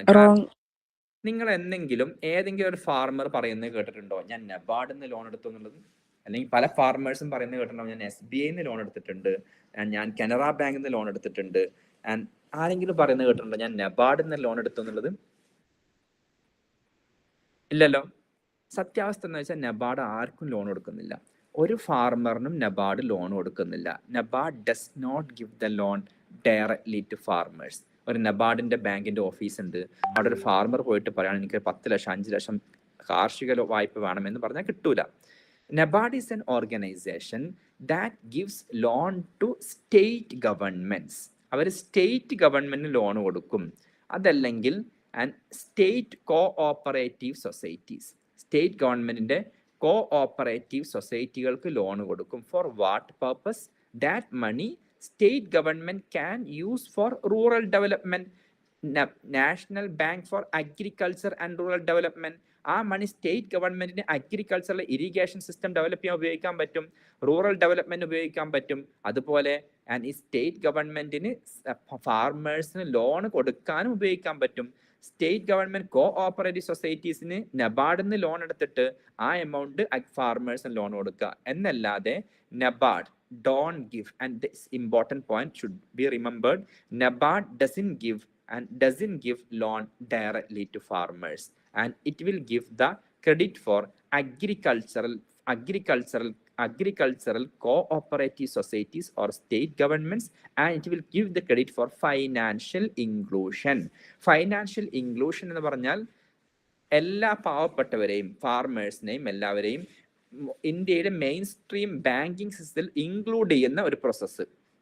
എന്ന് വെച്ചാൽ പാവപ്പെട്ടവന് ഏതെങ്കിലും ലോക്കൽ മണി ലെൻഡേഴ്സിൻ്റെ അടുത്ത് നിന്ന് ലോൺ എടുക്കാതെ മെയിൻ സ്ട്രീം ബാങ്കിൽ വന്ന് ലോൺ എടുക്കാവുന്ന ഒരു സിസ്റ്റം ഉണ്ടാക്കുന്നതിനാണ് നമ്മൾ എന്ത് പറയാം, മറ്റേ ഫൈനാൻഷ്യൽ ഇൻക്ലൂഷൻ എന്ന് പറയുന്നത്. അപ്പോൾ ഈ ഫൈനാൻഷ്യൽ ഇൻക്ലൂഷൻ ഇന്ത്യയിൽ ഉണ്ടാക്കുക എന്നതാണ് നബാർഡിന്റെ പ്രധാനപ്പെട്ട ഒരു ഫംഗ്ഷൻ. നബാർഡ് എസ്റ്റാബ്ലിഷ് ചെയ്തത് 1982 ആൻഡ് B. ശിവരാമൻ കമ്മിറ്റിയാണ് റെക്കമെൻഡ് ചെയ്തത്. Present head quarters in Mumbai. മലയാളിയായ ഷാജി KV KSന് ക്വസ്റ്റ്യൻ വരാം. ഡിസംബർ 2022 മുതൽ നബാർഡിന്റെ ചെയർപേഴ്സൺ. അടുത്തൊരു ഓർഗനൈസേഷൻ ലാൻഡ് ഡെവലപ്മെന്റ് ബാങ്ക്. ഈ land development bank What is development bank and commercial bank? We discussed earlier in the beginning of the chapter the difference between development bank and second one versus commercial bank. എന്താണ് പ്രധാനപ്പെട്ട difference? What is development bank? ഇത് long term loan ആയിരിക്കും. Okay, മറ്റേ short term long term loan കൊടുക്കും. Commercial banks short term. Short term എന്ന് പറയുന്നത് less than 365 days, long term എന്ന് പറയുന്നത് മോർ ദാൻ 365 ഡേയ്സ്. അപ്പൊ ഈ ഫാർമേഴ്സിന് ലോങ് ടേം ലോൺ എടുക്കാൻ നബാർഡിന് എന്തായാലും അവസരമില്ല. നബാർഡ് ഫാർമേഴ്സിന് ലോൺ കൊടുക്കുന്നില്ല. അപ്പൊ ഈ ഫാർമേഴ്സിന് ലോങ് ടേം ലോൺ എടുക്കുന്ന ഒരു ബാങ്കാണ് land development bank. That gives long term loan to farmers for a period of 5 to 20 years. They are basically cooperative institutions. That means ഒരു land development bank എന്ന് പറഞ്ഞാൽ ഒരു 100 ഫാർമേഴ്സ് കൂടിയിട്ട് മെമ്പർഷിപ്പ് എടുത്ത് land development bank form ചെയ്യാം. ഈ farmers തന്നെ അതിൽ ഡെപ്പോസിറ്റ് ചെയ്യും ക്യാഷ്. ഈ മെമ്പേഴ്സായ ഫാർമേഴ്സിന് മാത്രമേ അവിടെ നിന്ന് ക്യാഷ് ലോൺ എടുക്കാനും പറ്റുള്ളൂ. അങ്ങനത്തെ ഒരു ചെറിയ ഒരു കോഓപ്പറേറ്റീവ് ഇൻസ്റ്റിറ്റ്യൂഷൻ ലെവലിലുള്ള ഒരു ഓർഗനൈസേഷനാണ് ലാൻഡ് ഡെവലപ്മെന്റ് ബാങ്ക്. ഈ loan can be used by the farmers for purchasing farm equipment. For example, ഒരു ഫാർമർക്ക് ഒരു ട്രാക്ടർ വാങ്ങണം, അതൊരു കോസ്റ്റ്ലി ആയിട്ടാണ്. അപ്പൊ ഇങ്ങനത്തെ ലാൻഡ് ഡെവലപ്മെന്റ് ബാങ്കിൽ 5 കൊല്ലത്തെ ലോൺ എടുക്കാൻ പറ്റും. ലാൻഡ് റീക്ലമേഷൻ, ഒരു ഫാർമറിന് അയാളുടെ ലാൻഡിന്റെ ഫെർട്ടിലിറ്റി കുറഞ്ഞപ്പോൾ ലാൻഡ് റീക്ലെയിം ചെയ്യണം, അതിന് ഒരുപാട് പ്രോസസ്സിങ്ങും അതുപോലെ ക്യാഷിനും ചെലവുണ്ട്. Can take a loan from land development bank. ഒരു ഫാർമർക്ക് he want to buy additional land that is costly, then he can take a loan from land development bank. അതുപോലെ ഒരു കിണർ ഒഴിക്കണം, ഒരു കുഴൽ കിണർ ഒഴിക്കണം, ട്യൂബ് വെല്ല് വേണം, ഇതിനൊക്കെ ലാൻഡ് ഡെവലപ്മെന്റ് ബാങ്കിൽ നിന്നും ലോൺ എടുക്കാൻ പറ്റും. Then land development bank is a development bank that provides long-term loan of 5 years to 20 years to the farmers for the purpose of purchasing new agricultural equipment or land reclamation or buying additional land or having a well, tube well, etc. is known as land development bank. ഇനി അടുത്തത് payment bank. നമ്മളൊക്കെ Paytm payment bank, Airtel payment bank, അതുപോലെ ജിയോ മണി payment bank, ഇങ്ങനത്തെ ഒരുപാട് ബാങ്കുകൾ ഉണ്ടാവും. What is the payment bank? ഈ ബാങ്കുകൾ പേടിഎം നമ്മൾ പ്രധാനമായിട്ട് ഉപയോഗിക്കുന്നത് എന്തിനാ? മറ്റൊരാൾക്ക് ക്യാഷ് പേ ചെയ്യാൻ, അതുപോലെ നമ്മുടെ ഇലക്ട്രിസിറ്റി ബില്ല് അടക്കാൻ, നമ്മുടെ മൊബൈൽ റീചാർജ് ചെയ്യാൻ, അല്ലേ? എന്നല്ലാതെ അതുകൊണ്ട് ക്യാഷ് ഡെപ്പോസിറ്റ് ചെയ്തിട്ട് അവിടെ നിന്ന് ഒരുപാട് ഇൻട്രസ്റ്റ് കിട്ടുന്നവർക്ക് ആരും എന്ത് ചെയ്യാറില്ല? പേടിഎമ്മിലൊന്നും അക്കൗണ്ട് തുടങ്ങാറില്ല. അപ്പൊ ഈ പേടിഎം പേയ്മെന്റ് ബാങ്കുകൾ എന്ന് പറഞ്ഞാൽ ഡിഫറൻഷിയേറ്റഡ് ബാങ്കാണ് ഒരു മിഡിൽ ക്ലാസ്സിന്, അതല്ലെങ്കിൽ പാവപ്പെട്ടവർക്ക് അവിടെ ചെറിയ ചെറിയ ട്രാൻസ്ഫർ ഒക്കെ നടത്താനുള്ള ഒരു ബാങ്ക്. ഒരു പാവപ്പെട്ട പണിക്കാരന് അയാൾ വൈകുന്നേരം പണി കഴിഞ്ഞ് പോകുമ്പോൾ QR കോഡ് കാണിച്ചിട്ട് പേയ്മെന്റ് വാങ്ങാൻ പറ്റും. അതുപോലെ തന്നെ അയാളുടെ ഭാര്യയ്ക്ക് ക്യാഷ് നാട്ടിൽ ബീഹാറിൽ നിന്ന് വന്നിട്ടോ അല്ലെങ്കിൽ ബംഗാളിൽ നിന്നോ ആസാമിൽ നിന്നോ വന്ന് കേരളത്തിൽ വർക്ക് ചെയ്യുന്ന ആളുകൾക്ക് അവർക്ക് ഇന്നൊരു 800 രൂപ കൂലി കിട്ടിക്കഴിഞ്ഞാൽ ആ പേടിഎം പേയ്മെന്റ് ബാങ്ക് വഴി ഭാര്യയ്ക്കോ അല്ലെങ്കിൽ കുടുംബത്തിനോ 250 രൂപ അയച്ചു കൊടുക്കാൻ പറ്റും. ഇങ്ങനത്തെ ചെറിയ ചെറിയ പർപ്പസിനുള്ള ബാങ്കാണ് പേയ്മെന്റ് ബാങ്ക്. അതൊരു സ്മോൾ സേവിങ്സ് നടത്തുന്ന ജനങ്ങൾക്ക് പേയ്മെന്റ് ആൻഡ് റെമിറ്റൻസ്. പേയ്മെന്റ് എന്ന് പറയുന്നത് മറ്റൊരാൾക്ക് പേയ്മെന്റ് കൊടുക്കുക, ഇലക്ട്രിസിറ്റി ബില്ല് പേ ചെയ്യാം, അതുപോലെ തന്നെ അവർക്ക് വേറൊരാൾക്ക് എന്തെങ്കിലും ക്യാഷ്, ഒരു ഭക്ഷണം കഴിച്ച് ഹോട്ടലിൽ പേയ്മെന്റ് കൊടുക്കാം, റെസ്റ്റോറൻറ്റിൽ പേയ്മെന്റ് കൊടുക്കാം. ആൻഡ് റെമിറ്റൻസ്, ആ പേയ്മെന്റ് ബാങ്കിൽ ക്യാഷ് ഉണ്ടെങ്കിൽ അതിൽ നിന്നും അവരുടെ ബാങ്ക് അക്കൗണ്ടിലേക്ക് ട്രാൻസ്ഫർ ചെയ്യുക, അല്ലെങ്കിൽ ഓട്ടോമാറ്റിക്കലി ട്രാൻസ്ഫർ ആവും. ഞാനൊരു പേടിഎമ്മിന്റെ QR കോഡ് കാണിച്ച് നിങ്ങൾ എനിക്ക് പേയ്മെന്റ് തരികയാണെങ്കിൽ the money goes to my bank account. That is called as remittance. നമ്മൾ വിദേശത്തു നിന്നൊക്കെ റെമിറ്റൻസ് എന്ന് പറയില്ലേ? ഒരാൾ സൗദിയിലോ അല്ലെങ്കിൽ ദുബായിലോ വർക്ക് ചെയ്യുന്നുണ്ടെങ്കിൽ അവിടുത്തെ ബാങ്ക് അക്കൗണ്ടിൽ നിന്നും അയാൾ ഇന്ത്യൻ ബാങ്ക് അക്കൗണ്ടിലേക്ക് ക്യാഷ് ട്രാൻസ്ഫർ ചെയ്യുന്നു. സ്വന്തം ബാങ്ക് അക്കൗണ്ട് തന്നെ ഇന്ത്യൻ ബാങ്ക് അക്കൗണ്ടിലേക്ക് ക്യാഷ് ട്രാൻസ്ഫർ ചെയ്യുന്ന സിസ്റ്റമാണ് റെമിറ്റൻസ്. അതുപോലെ എൻ്റെ പേടിഎം അക്കൗണ്ട് വഴി ഞാൻ എൻ്റെ ബാങ്ക് അക്കൗണ്ടിലേക്ക് ക്യാഷ് ട്രാൻസ്ഫർ ചെയ്യുന്നു. അതേസമയം ഈ പേയ്മെന്റ് ബാങ്കിൽ നിന്നും you cannot take any loan. And പേടിഎമ്മിന് ലോൺ എടുക്കാൻ പറ്റുമോ? നോ. ക്രെഡിറ്റ് കാർഡ് കിട്ടുമോ? ഇല്ല. ഡെബിറ്റ് കാർഡ് കിട്ടിക്കൂടാകില്ല, പക്ഷെ ക്രെഡിറ്റ് കാർഡ് കിട്ടൂല. പേയ്മെന്റ് ലോൺ എടുക്കാനും പറ്റില്ല. For example, India post has a payment bank, Airtel has a payment bank, Paytm has a payment bank. Earlier ഈ ബിഗ് ബസാറിന്റെ ഒരു പേയ്മെന്റ് ബാങ്ക് ഉണ്ടായിരുന്നു, ഫ്യൂച്ചർ പേ എന്ന് പറയുന്ന payment bank. Big Bazaar close ചെയ്തപ്പോൾ Future Pay payment bank was also shut down. Shut down means it was taken over by and Reliance and they made Reliance Jio pay something was the new name of the Future Pay. ഇനി അടുത്തൊരു organisation small finance bank. നിങ്ങൾ ഈ അടുത്ത കാലത്തായിട്ട് കേരളത്തിലെ പല സ്ഥലത്തും ഒരു ESAF small finance bank എന്ന് പറയുന്ന ബാങ്ക് വരുന്നുണ്ടാവും, അല്ലേ? ആരൊക്കെ കണ്ടിട്ടുണ്ട്? ഇസാഫ് സ്മോൾ വെരി പോപ്പുലർ ആണെന്ന് തോന്നുന്നു കേരളത്തിൽ. ഞാൻ നാട്ടിൽ വരുന്ന സമയത്തൊക്കെ പലപ്പോഴും പല ബ്രാഞ്ചും കാണാറുണ്ട്. നിങ്ങൾക്ക് കണ്ടിട്ടുണ്ടാവും അല്ലേ? ESAF small finance bank. Yes or no? I'm not getting any response. Yes. ഇത് അടുത്ത കാലഘട്ടത്തിലല്ലേ കണ്ടു തുടങ്ങിയത്? നമ്മൾ ചെറുപ്പത്തിലൊന്ന് ഇസാഫ് സ്മോൾ ഫൈനാൻസ് ബാങ്ക്. എന്നാൽ ഇസാഫ് കേരളം വിട്ട് കഴിഞ്ഞാൽ ഇപ്പോൾ ആസാമിൽ വന്നു, ഞാൻ ആസാമിലുള്ളത്. ആസാമിൽ വന്നു കഴിഞ്ഞാൽ ഇവിടെ ഇസാഫ് എന്ന് പറയുന്ന സ്മോൾ ഫൈനാൻസ് ബാങ്ക് ഇല്ല. ഇവിടെ വ്യാപകമായിട്ട് കാണുന്നത് North East small finance bank, അടുത്തൊന്ന് ഉജ്ജീവൻ. ഇത് രണ്ടും കേരളത്തിലും കാണാറില്ല വല്ലാതെ. Ujjivan small finance bank. ഈ ഒരു കൺസെപ്റ്റ് എന്താണെന്ന് വെച്ചാൽ, ഇത് ഈ അടുത്ത് വരാൻ കാരണം 2013 ഗവൺമെന്റ് ഒരു കമ്മിറ്റി അപ്പോയിന്റ് ചെയ്തു. And the committee was appointed to study how to bring financial inclusion in India. ഇന്ത്യയിൽ എങ്ങനെ പാവപ്പെട്ടവരെ നമ്മുടെ ഫൈനാൻസിൽ അല്ലെങ്കിൽ നമ്മുടെ മറ്റേ മെയിൻ സ്ട്രീം ഫൈനാൻസ് സിസ്റ്റത്തിലേക്ക് ഇൻട്രൊഡ്യൂസ് ചെയ്യാം എന്ന് ആലോചിക്കാൻ വേണ്ടി നെച്ചിക്കറ്റ് മോർ എന്ന് പറയുന്ന ഒരു എക്കണോമിസ്റ്റിന്റെ കീഴിൽ, ഒരു പോളിസി എക്കണോമിസ്റ്റിന്റെ കീഴിൽ ഒരു കമ്മിറ്റി അപ്പോയിന്റ് ചെയ്തു.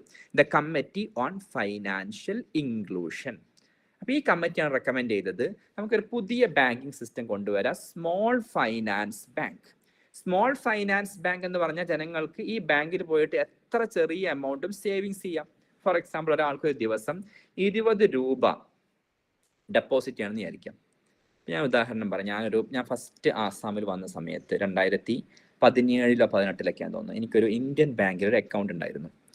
ഞാൻ ഈ ഇന്ത്യൻ ബാങ്കിൽ, അന്ന് നമുക്കൊക്കെ ഈ ഇന്റർനെറ്റ് ബാങ്കിങ്ങും ഇതൊന്നും വല്ലാതെ പോപ്പുലർ അല്ലാത്തതുകൊണ്ട് മറ്റേ ക്യാഷ് ആർക്കെങ്കിലും അയക്കണം, ചിലപ്പോൾ ക്യാഷ് കൊണ്ടുപോയിട്ട് നമ്മുടെ ഇന്ത്യൻ ബാങ്ക് അക്കൗണ്ടിലിടും. അത് എനിക്ക് നെറ്റ് ബാങ്കിങ് ഉണ്ടായിരുന്നു, നെറ്റ് ബാങ്കിങ് വഴി ട്രാൻസ്ഫർ ചെയ്യലായിരുന്നു പരിപാടി.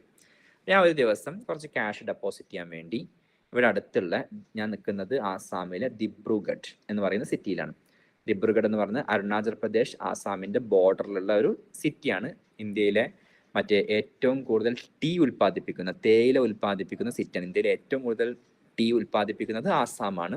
And highest tea production. അതിൽ തന്നെ ദിബ്രുഗഡ് ആണ് is known as the tea city of India. ഈ സിറ്റി തന്നെ ഫുള്ളായിട്ട് തേയിലത്തോട്ടങ്ങളാണ്.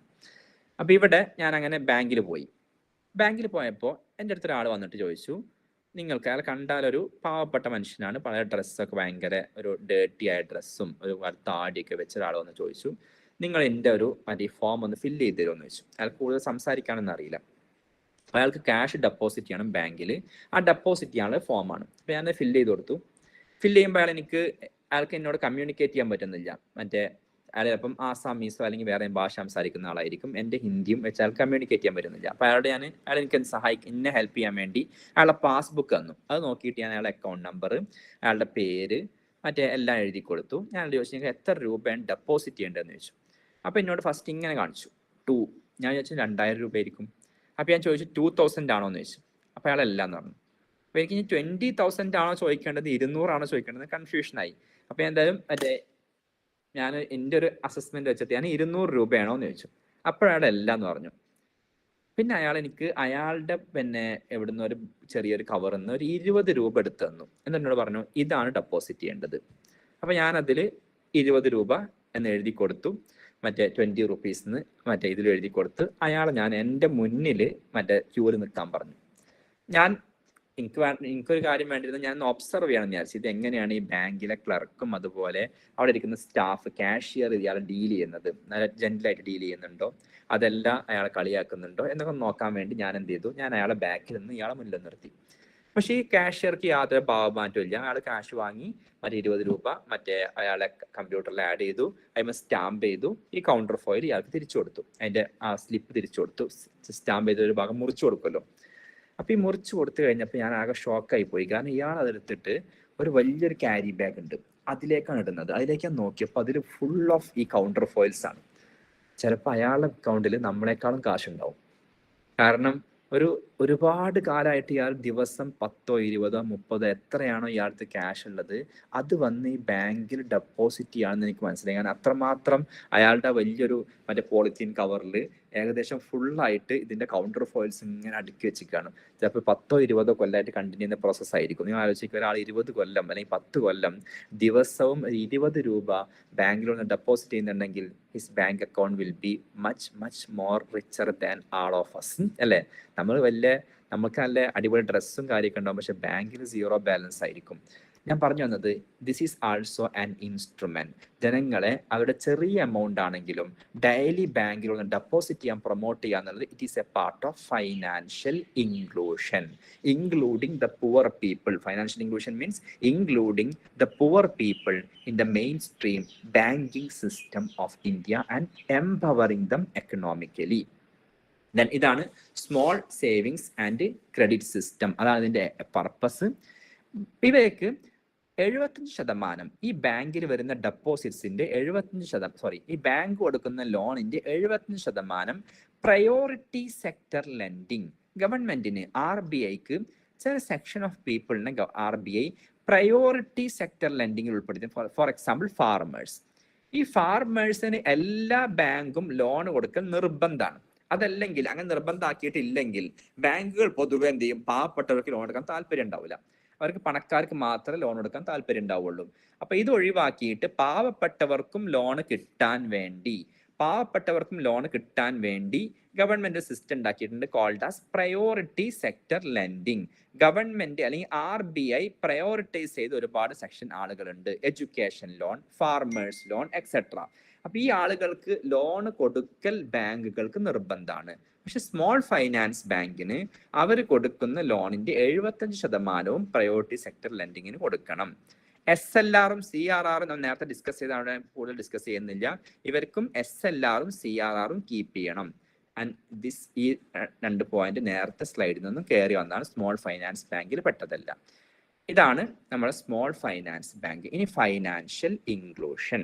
നമ്മുടെ ഫൈനാൻഷ്യൽ ഇൻക്ലൂഷനും ബാങ്കിങ്ങിന്റെ ഭാഗമായൊരു ഭാഗമാണ്. എന്ന് വെച്ചാൽ എങ്ങനെ നമ്മൾ ഇന്ന് ഫൈനാൻഷ്യൽ ഇൻക്ലൂഷൻ ചാപ്റ്റർ ഡിസ്കസ് ചെയ്യണോ, അതല്ല ഇന്ന് ബാങ്കിങ്ങിന്റെ പ്രീവിയസ് ഇയർ ക്വസ്റ്റ്യൻസ് ഡിസ്കസ് ചെയ്യണോ? 10 മിനിറ്റ് കൂടി സമയം എടുക്കാം, ഞാൻ 10 മിനിറ്റ് ലേറ്റ് ആയിട്ടാണ് ജോയിൻ ചെയ്തത്. നമ്മൾ ഫൈനാൻഷ്യൽ ഇൻക്ലൂഷൻ എന്ന് പറയുന്ന ചാപ്റ്റർ ഡിസ്കസ് ചെയ്യണോ, അതല്ല പ്രീവിയസ് ഇയർ ക്വസ്റ്റ്യൻസ് ഡിസ്കസ് ചെയ്യണോ? നിങ്ങളുടെ അഭിപ്രായം പെട്ടെന്ന് പറയും.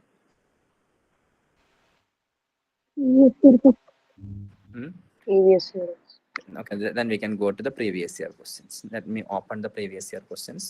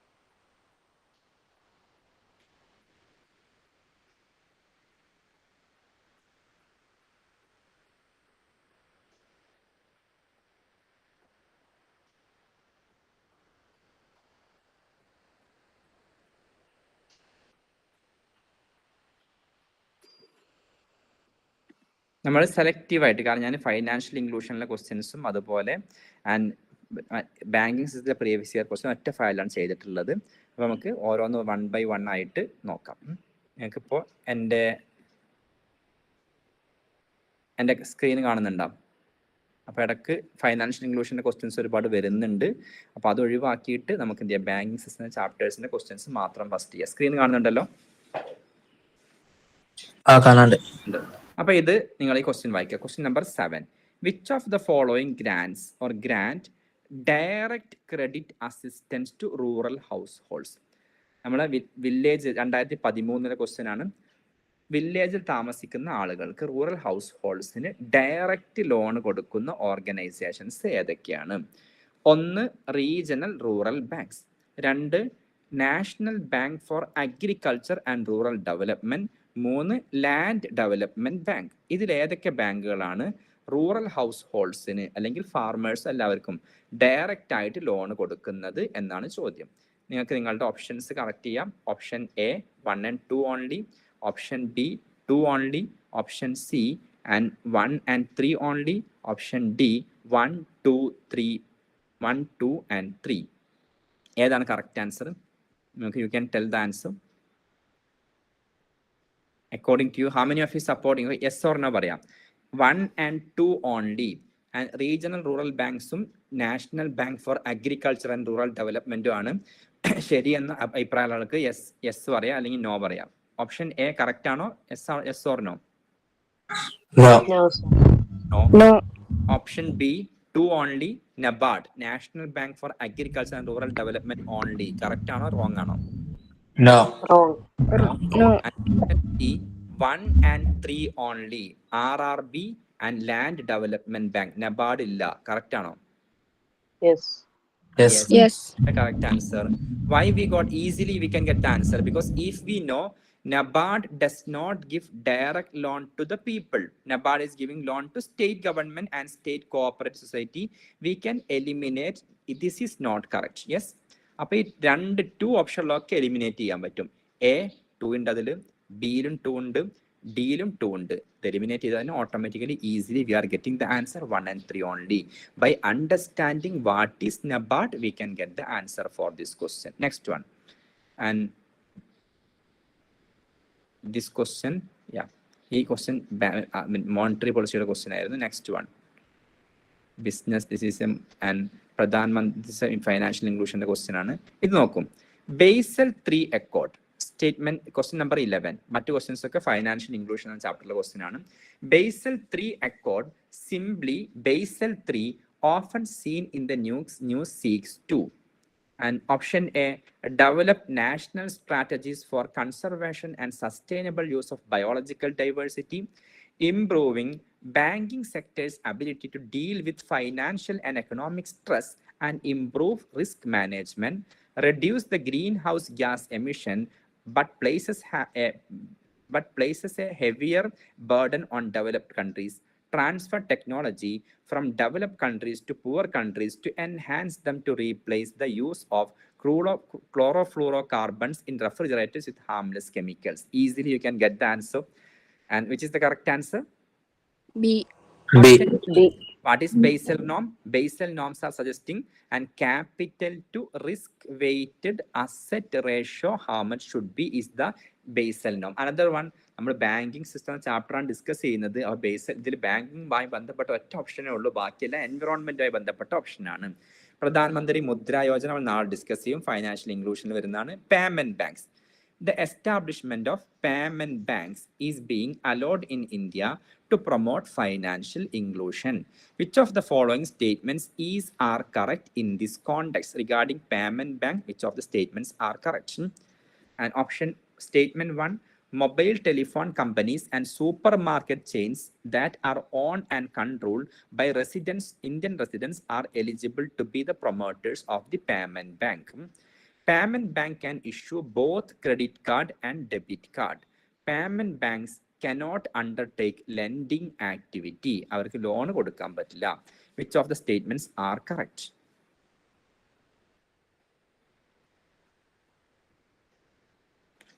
And 1 and 2 only. 1 and 3 only. Yeah, 1 and 3 only. Option B is correct. Why? For second one, payment banks can issue both credit card and debit card system is wrong. They cannot issue the credit card. And second one, payment banks cannot undertake lending activity. They don't give the loan. That is correct. Then 2 is wrong. If 2 is wrong, all option if 2 is there, we can eliminate that. ഒരു doubt. പറയാം. ഇപ്പൊ Paytm ഒക്കെ credit card കൊടുക്കണല്ലേ? Paytm payment ബാങ്കിന്റെ credit card ഉണ്ടാവില്ല. Paytm UPI അക്കൗണ്ടിന് credit card ഉണ്ടായിക്കൂടായില്ല. പക്ഷെ എന്റെ അറിവിൽ പേടിഎം ക്രെഡിറ്റ് കാർഡ് ഇല്ല എന്നുള്ളതാണ്. പരസ്യം കണ്ടമാതിരി തോന്നിയത്. As far as I know അതില്ല. കാരണം പേടിഎമ്മിന് 2 ഓപ്ഷൻ ഉണ്ട്. ഒന്ന് പേടിഎമ്മിന്റെ UPI ആപ്പ് ഉണ്ട്, രണ്ടാമത്തെ പേടിഎം പേയ്മെന്റ് ബാങ്ക് ഉണ്ട്. ഈ പേയ്മെന്റ് ബാങ്ക് എന്ന കൺസെപ്റ്റിൽ RBI ഇന്ന് വരെ ക്രെഡിറ്റ് കാർഡ് അലോ ചെയ്തിട്ടില്ല. പേടിഎം മറ്റൊരു കമ്പനിയായി ഒരു ക്രെഡിറ്റ് കാർഡ് കമ്പനിയായി രജിസ്റ്റർ ചെയ്ത് ക്രെഡിറ്റ് കാർഡ് കൊടുക്കുന്നുണ്ടെങ്കിൽ ഉണ്ടാവാം. ഓക്കെ, അപ്പോൾ 1 and 2 റോങ്. നമ്മൾ നോക്കിയ എക്കണോമിയുടെ ക്വസ്റ്റ്യൻസ് ഒരു വിധം ക്വസ്റ്റ്യൻസ് ഒക്കെ എന്ത് ചെയ്യാം, നമുക്ക് എലിമിനേഷൻ മെത്തേഡിൽ ആൻസർ കിട്ടും. ഞങ്ങൾക്ക് ഒരു സ്റ്റേറ്റ്മെന്റ് കൃത്യമായിട്ട്, ഈ സ്റ്റേറ്റ്മെന്റ് ക്രൂഷ്യൽ സ്റ്റേറ്റ്മെന്റ് ആയിരിക്കും. ഇത് എങ്ങനെ പഠിക്കാൻ നമ്മൾ ഈ സ്റ്റേറ്റ്മെന്റ് പഠിക്കാതെ പോകൂല. കാരണം ഈ സബ്ജക്റ്റ് പഠിക്കുകയാണെങ്കിൽ ഇതൊരു ഇമ്പോർട്ടൻറ്റ് പോയിന്റ് ആണ്, ക്രെഡിറ്റ് കാർഡ് കൊടുക്കുന്നില്ല എന്നുള്ളത്. ഇത് നമുക്കറിയാം എന്നുണ്ടെങ്കിൽ നമുക്ക് ബാക്കിയെല്ലാം എലിമിനേറ്റ് ചെയ്ത് ഒഴിവാക്കാൻ പറ്റും. And next one, and core banking solution. Core banking solution we have discussed, I think. And the term core banking solutions, sometimes in the news, which of the following statement describes that?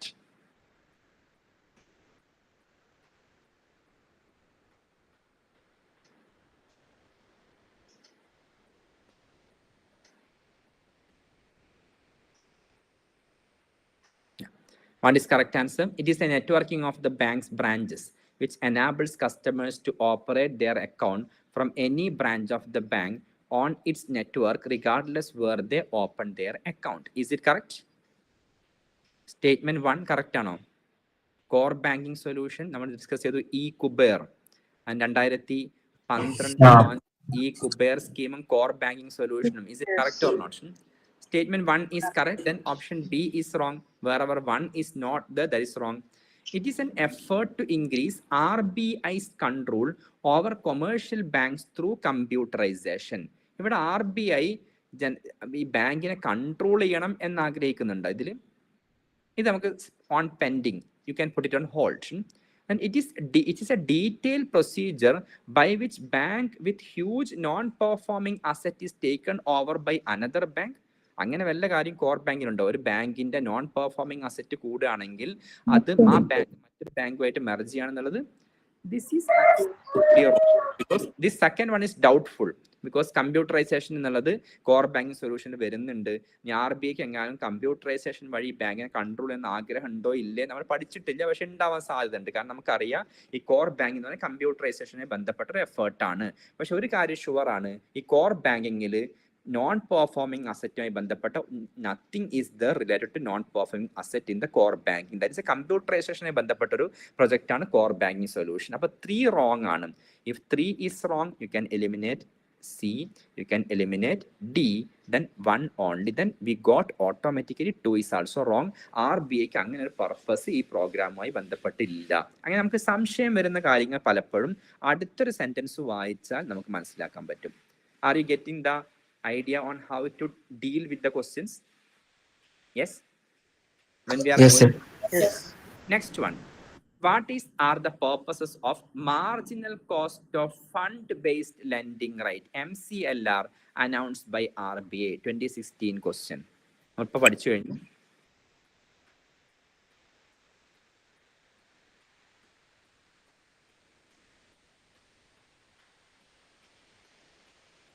These guidelines help improve the transparency in methodology followed by banks for determining interest rate on advances. Advance means loans. These guidelines help to ensure availability of bank credit at interest rates which are fair to the borrowers as well as the banks. ഏതൊക്കെ statement correct? Statement 1 correct ആണോ? Both 1 and 2. Both 1 and 2 both are correct, because both are correct because we told that it is a mechanism of deciding the interest rate for the loan provided by the banks based on monetary policy rates. When it is based on monetary policy, there will be a fair deal for the borrowers and the banks also. What is the purpose of setting up small finance bank in India? 2017 question.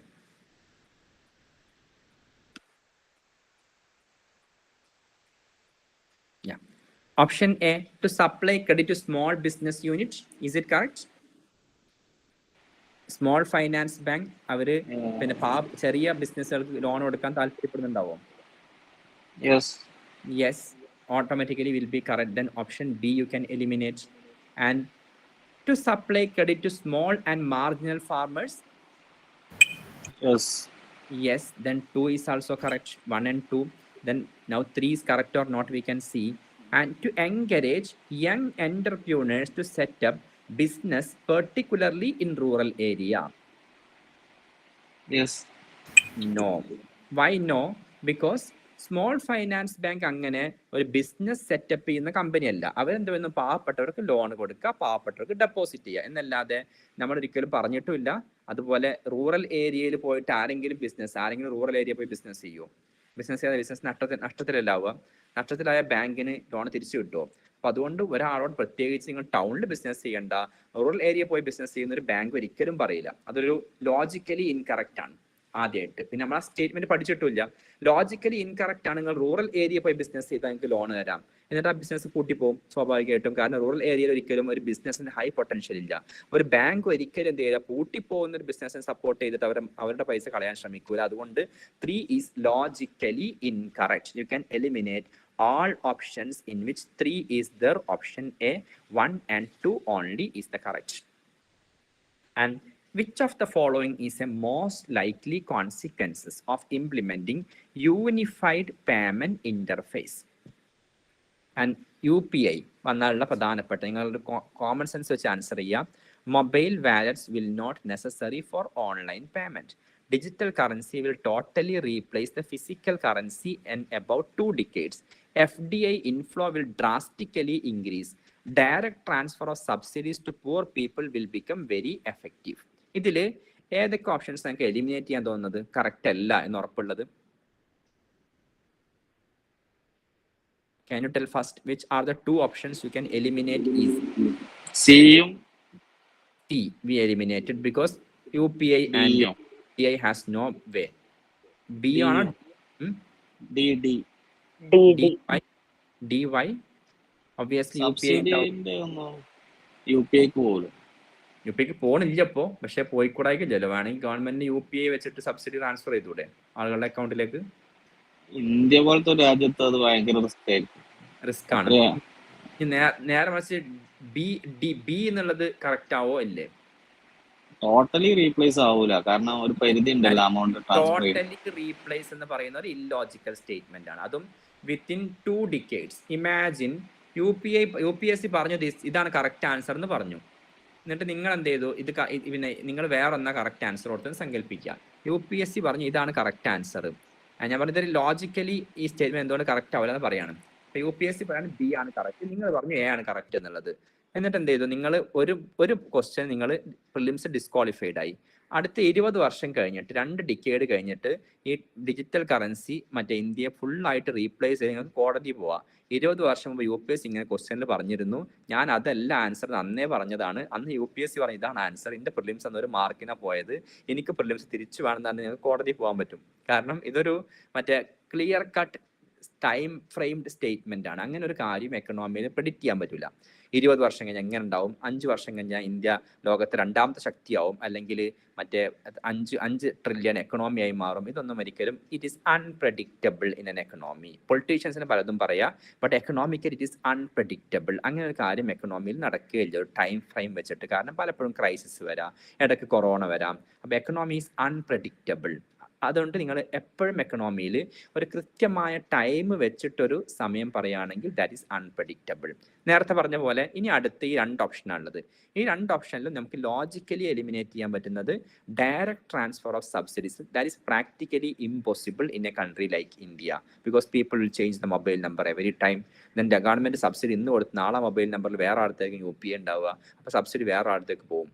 അപ്പോൾ first one, mobile wallets will not be necessary. ഇപ്പൊ നമുക്ക് മുമ്പ് ഈ UPI വരുന്നതിന് മുമ്പുള്ള കാലം 2016 UPI വന്നത്. UPI വരുന്നതിന് മുമ്പത്തെ ഒരു അവസ്ഥ ഞങ്ങൾക്ക് പറഞ്ഞു തരട്ടെ. നമ്മളെന്താ ചെയ്യുന്നത്, നമുക്ക് അന്നും എന്തുണ്ട്, ഈ പേടിഎമ്മോ ഞാനൊക്കെ ഉപയോഗിച്ചത് മൊബിക്വിക്ക് എന്ന് പറയുന്ന സാധനം നിങ്ങൾ ഉപയോഗിച്ചാൽ ചിലപ്പോൾ ഇപ്പോഴും ഉണ്ടത്. അല്ലെങ്കിൽ മൊബിക്വിക്കില് നമ്മളുടെ ബാങ്കിൽ നിന്ന് ആദ്യം മൊബിക്വിക്കിലെ വാലറ്റിലേക്ക് ഒരു 1000 രൂപ 500 രൂപ ആഡ് ചെയ്യണം. എന്നിട്ട് ആ വാലറ്റ് നമുക്ക് പതുക്കെ ഇങ്ങനെ യൂസ് ചെയ്യാൻ പറ്റും പൈസ. ഇപ്പൊ UPI വന്നപ്പോൾ എന്താണ്, ഇങ്ങനെ നമ്മൾ ഗൂഗിൾ പേയിൽ നമ്മൾ പൈസ ആഡ് ചെയ്ത് വെക്കൊന്നും വേണ്ടല്ലോ. നമുക്ക് മൊബൈൽ റീചാർജ് ചെയ്യണമെങ്കിൽ അടുത്ത ആൾ കൊടുക്കാൻ ഗൂഗിൾ പേ വഴി ഉപയോഗിക്കാൻ നമ്മുടെ അക്കൗണ്ടിൽ നിന്ന് നേരിട്ട് കാശ് പോകും. എന്ന് വെച്ചാൽ മൊബൈൽ വാലറ്റ്സ്, ഈ വാലറ്റ് സിസ്റ്റം, മൊബൈലിലൊരു വാലറ്റ്, ആ വാലറ്റിൽ പൈസ സൂക്ഷിക്കുക എന്നിട്ട് അവിടെ നിന്ന് ട്രാൻസ്ഫർ ചെയ്യുക എന്ന system will not be necessary. Directly നമ്മുടെ ബാങ്കിൽ നിന്നും ഈ ആപ്പ് ഉപയോഗിച്ച് നമുക്ക് കാശ് ട്രാൻസ്ഫർ ചെയ്യാം. യെസ്, അപ്പോൾ which is correct? Option A is correct. Next one, consider the following statements. National Payments Corporation of India, NPCI, helps in promoting financial inclusion in the country. Is it correct? Yes or not? National Payments Corporation. Yes. Yes, it is correct. അവരുടെ ലക്ഷ്യം എന്താണ്? Financial inclusion. എല്ലാവരും പൈസ ഇങ്ങനെ transfer ചെയ്യുക, payment സ്വീകരിക്കുക വളരെ easy ആയിട്ട്. അതാണ് financial inclusion. Including poor people, A poor labourer working coming from Assam or Bengal and working in Kerala, he can also be digital. That is financial inclusion. And NPCI, National Payments Corporation of India, has launched RuPay, a card payment system. Is it correct? Yes. Then correct answer is both 1 and 2 is correct. നമ്മൾ question number 18 വരെ discuss ചെയ്തു. ഇതിന്റെ time ഏകദേശം 7:50 ആയിട്ടുണ്ട്. നമുക്ക് ഇന്നത്തേക്ക് നിർത്താം. ഇനി ബാക്കി ക്വസ്റ്റ്യൻസ് ആൻഡ് നമുക്ക് അടുത്തൊരു ദിവസം ഡിസ്കസ് ചെയ്യാം. Are you getting interested in the economy?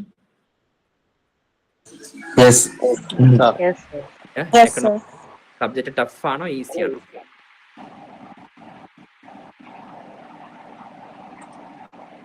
എക്കണോമിയുടെ ടഫായ ചാപ്റ്റേഴ്സ് ഡിസ്കസ് ചെയ്തിരിക്കുന്നത്. What do you feel? Economy is a easy subject or tough subject to learn?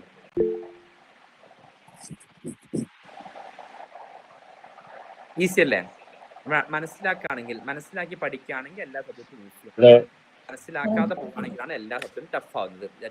And ഏത് സബ്ജക്റ്റും and try to I don't support the learning പഠിക്കുക. അതുകൊണ്ട് V are not because ഈ കാണാതെ പഠിക്കുന്നത് മത്സരം കോമ്പറ്റീഷൻ എന്റെ അഭിപ്രായം.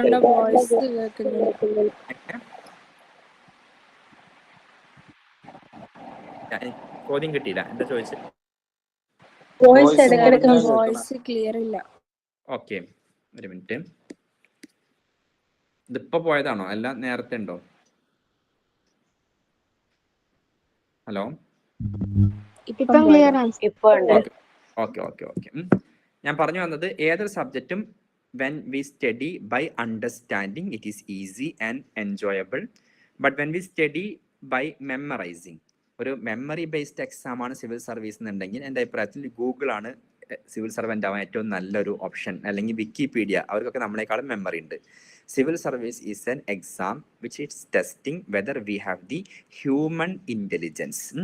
അപ്പോൾ അതുകൊണ്ട് തന്നെ സിവിൽ സർവീസിന് പഠിക്കേണ്ടത് we have to learn by our own intelligence by understanding the concept and grasping the concepts. നിങ്ങൾക്ക് എന്തെങ്കിലും ക്വസ്റ്റ്യൻസ് ഉണ്ടെങ്കിൽ ചോദിക്കാം.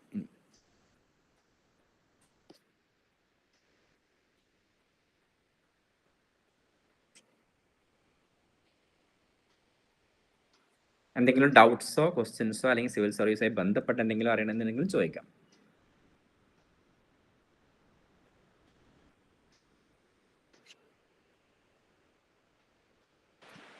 ഒരു ഡൗട്ട് ഉണ്ടായിരുന്നു.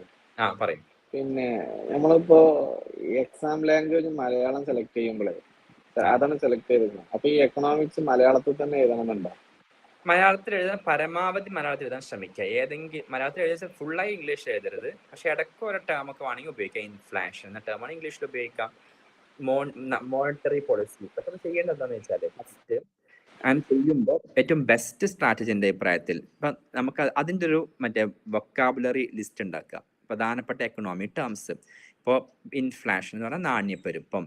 മോണിറ്ററി പോളിസി എന്താ പറയുക, മോണിറ്ററി പോളിസി ആൻഡ് എനിക്ക് കൃത്യമായിട്ട് അറിയില്ല. അങ്ങനെ ഇതിനൊക്കെ ഒരു ടേം ഉണ്ടാവും. ഈ ടേമുകൾ നമ്മുടെ മലയാളം പാഠപുസ്തകങ്ങൾ ഉണ്ടാവും സ്കൂളുകളിൽ. അതെടുത്തിട്ട് നമ്മൾ ഇതിൻ്റെ ഒരു ഇപ്പോൾ ഫോർ എക്സാമ്പിൾ ഫിസിക്കൽ ഡെഫിസിറ്റ്, അതിനെന്താ തോന്നുന്നു ബജറ്റിൻ്റെ മിച്ചം എന്നെന്തോ പറയാൻ തോന്നി, കൃത്യമായിട്ട് എനിക്കറിയില്ല. ഞാൻ മലയാളം മീഡിയത്തിൽ പഠിച്ചാണ്, പക്ഷേ ഞാൻ മറന്നുപോയൊക്കെ. അപ്പോൾ ഈ ഫിസിക്കൽ ഡെഫിസിറ്റ്, റവന്യൂ ഡെഫിസിറ്റ്, ഇതിനൊക്കെ ഒരുപാട് ടേമുകൾ ഉണ്ടാവും മലയാളത്തിൽ. ആ ടേമുകൾ ആദ്യം റിസർച്ച് ചെയ്ത് കണ്ടെത്തുക. ഇൻ കേസ് നമ്മൾ അതിൻ്റെ ഇടയ്ക്ക് ഒരു ഫിസിക്കൽ ഡെഫിസിറ്റ് എഴുതിയതുകൊണ്ട് പ്രശ്നമൊന്നുമില്ല. പക്ഷെ ഫുൾ സെൻറ്റൻസ് ഇംഗ്ലീഷിൽ എഴുതിയത് മലയാളത്തിൽ എഴുതണം. അതിൻ്റെ ഇടയ്ക്ക് നമ്മളിപ്പോൾ സ്വാഭാവികമായിട്ട് ഇതിപ്പോൾ അതിന് UPSC കൃത്യമായ റൂളൊന്നുമില്ല. ഇതാരാണ് ഇവാലുവേറ്റ് ചെയ്യുന്നത് അവരുടെ മൈൻഡ് സെറ്റ് അനുസരിച്ചാണ്. അപ്പോൾ പരമാവധി അവരെ സന്തോഷിപ്പിക്കാൻ വേണ്ടി പരമാവധി മലയാളം ഉപയോഗിക്കുക. എവിടെയെങ്കിലും കിട്ടാതാവുമ്പോൾ നമുക്ക് എന്ത് ചെയ്യാം, മറ്റേ ഇംഗ്ലീഷ് ഉപയോഗിക്കുക. അപ്പോൾ ഉദാഹരണം ബജറ്റ്, മലയാളത്തിലും ബജറ്റ് തന്നെയാണ് ആൻഡ് ഇംഗ്ലീഷിലും ബജറ്റ് തന്നെയാണ്. അപ്പോൾ അതുപോലെ ഒരുപാട് ടേമുകൾക്ക് മലയാളം ടേം ഉണ്ടായിക്കോളണം എന്നില്ല. എല്ലാ ടേമുകൾക്ക് അറിയും എന്നുണ്ടെങ്കിൽ അതിനും നമുക്ക് ഇങ്ങനെ ചെയ്യാം. എല്ലാ ടേമുകൾക്ക് മലയാളം പറയും, മലയാളം എഴുതിയിട്ട് ബ്രാക്കറ്റിൽ തന്നെ ഇംഗ്ലീഷും കൂടി എഴുതി കൊടുക്കുക. പലപ്പോഴും ഇവാലുവേറ്റ് ചെയ്യുന്ന ആളുകൾക്കും ചിലപ്പോൾ ഈ മലയാളം ടേം കൃത്യമായിട്ട് ഫുള്ളായി അറിഞ്ഞോളണമെന്നില്ല. അപ്പോൾ there is no clear cut rule in that. Malayalam എഴുതിയ ആരൊക്കെ ഉണ്ടോ എൻ്റെ ഫ്രണ്ട് ലിസ്റ്റിൽ, and Muhammad Ali Shihab IAS and Sherin Shahana, ഇവരൊക്കെ എഴുതിയിട്ടുള്ളത് മറ്റേ ഇംഗ്ലീഷും മലയാളം മിക്സ് ആക്കിയിട്ടാണ്. ഓക്കെ. ഇനി വേറെ എന്തെങ്കിലും ഡൗട്ട് ഉണ്ടോ?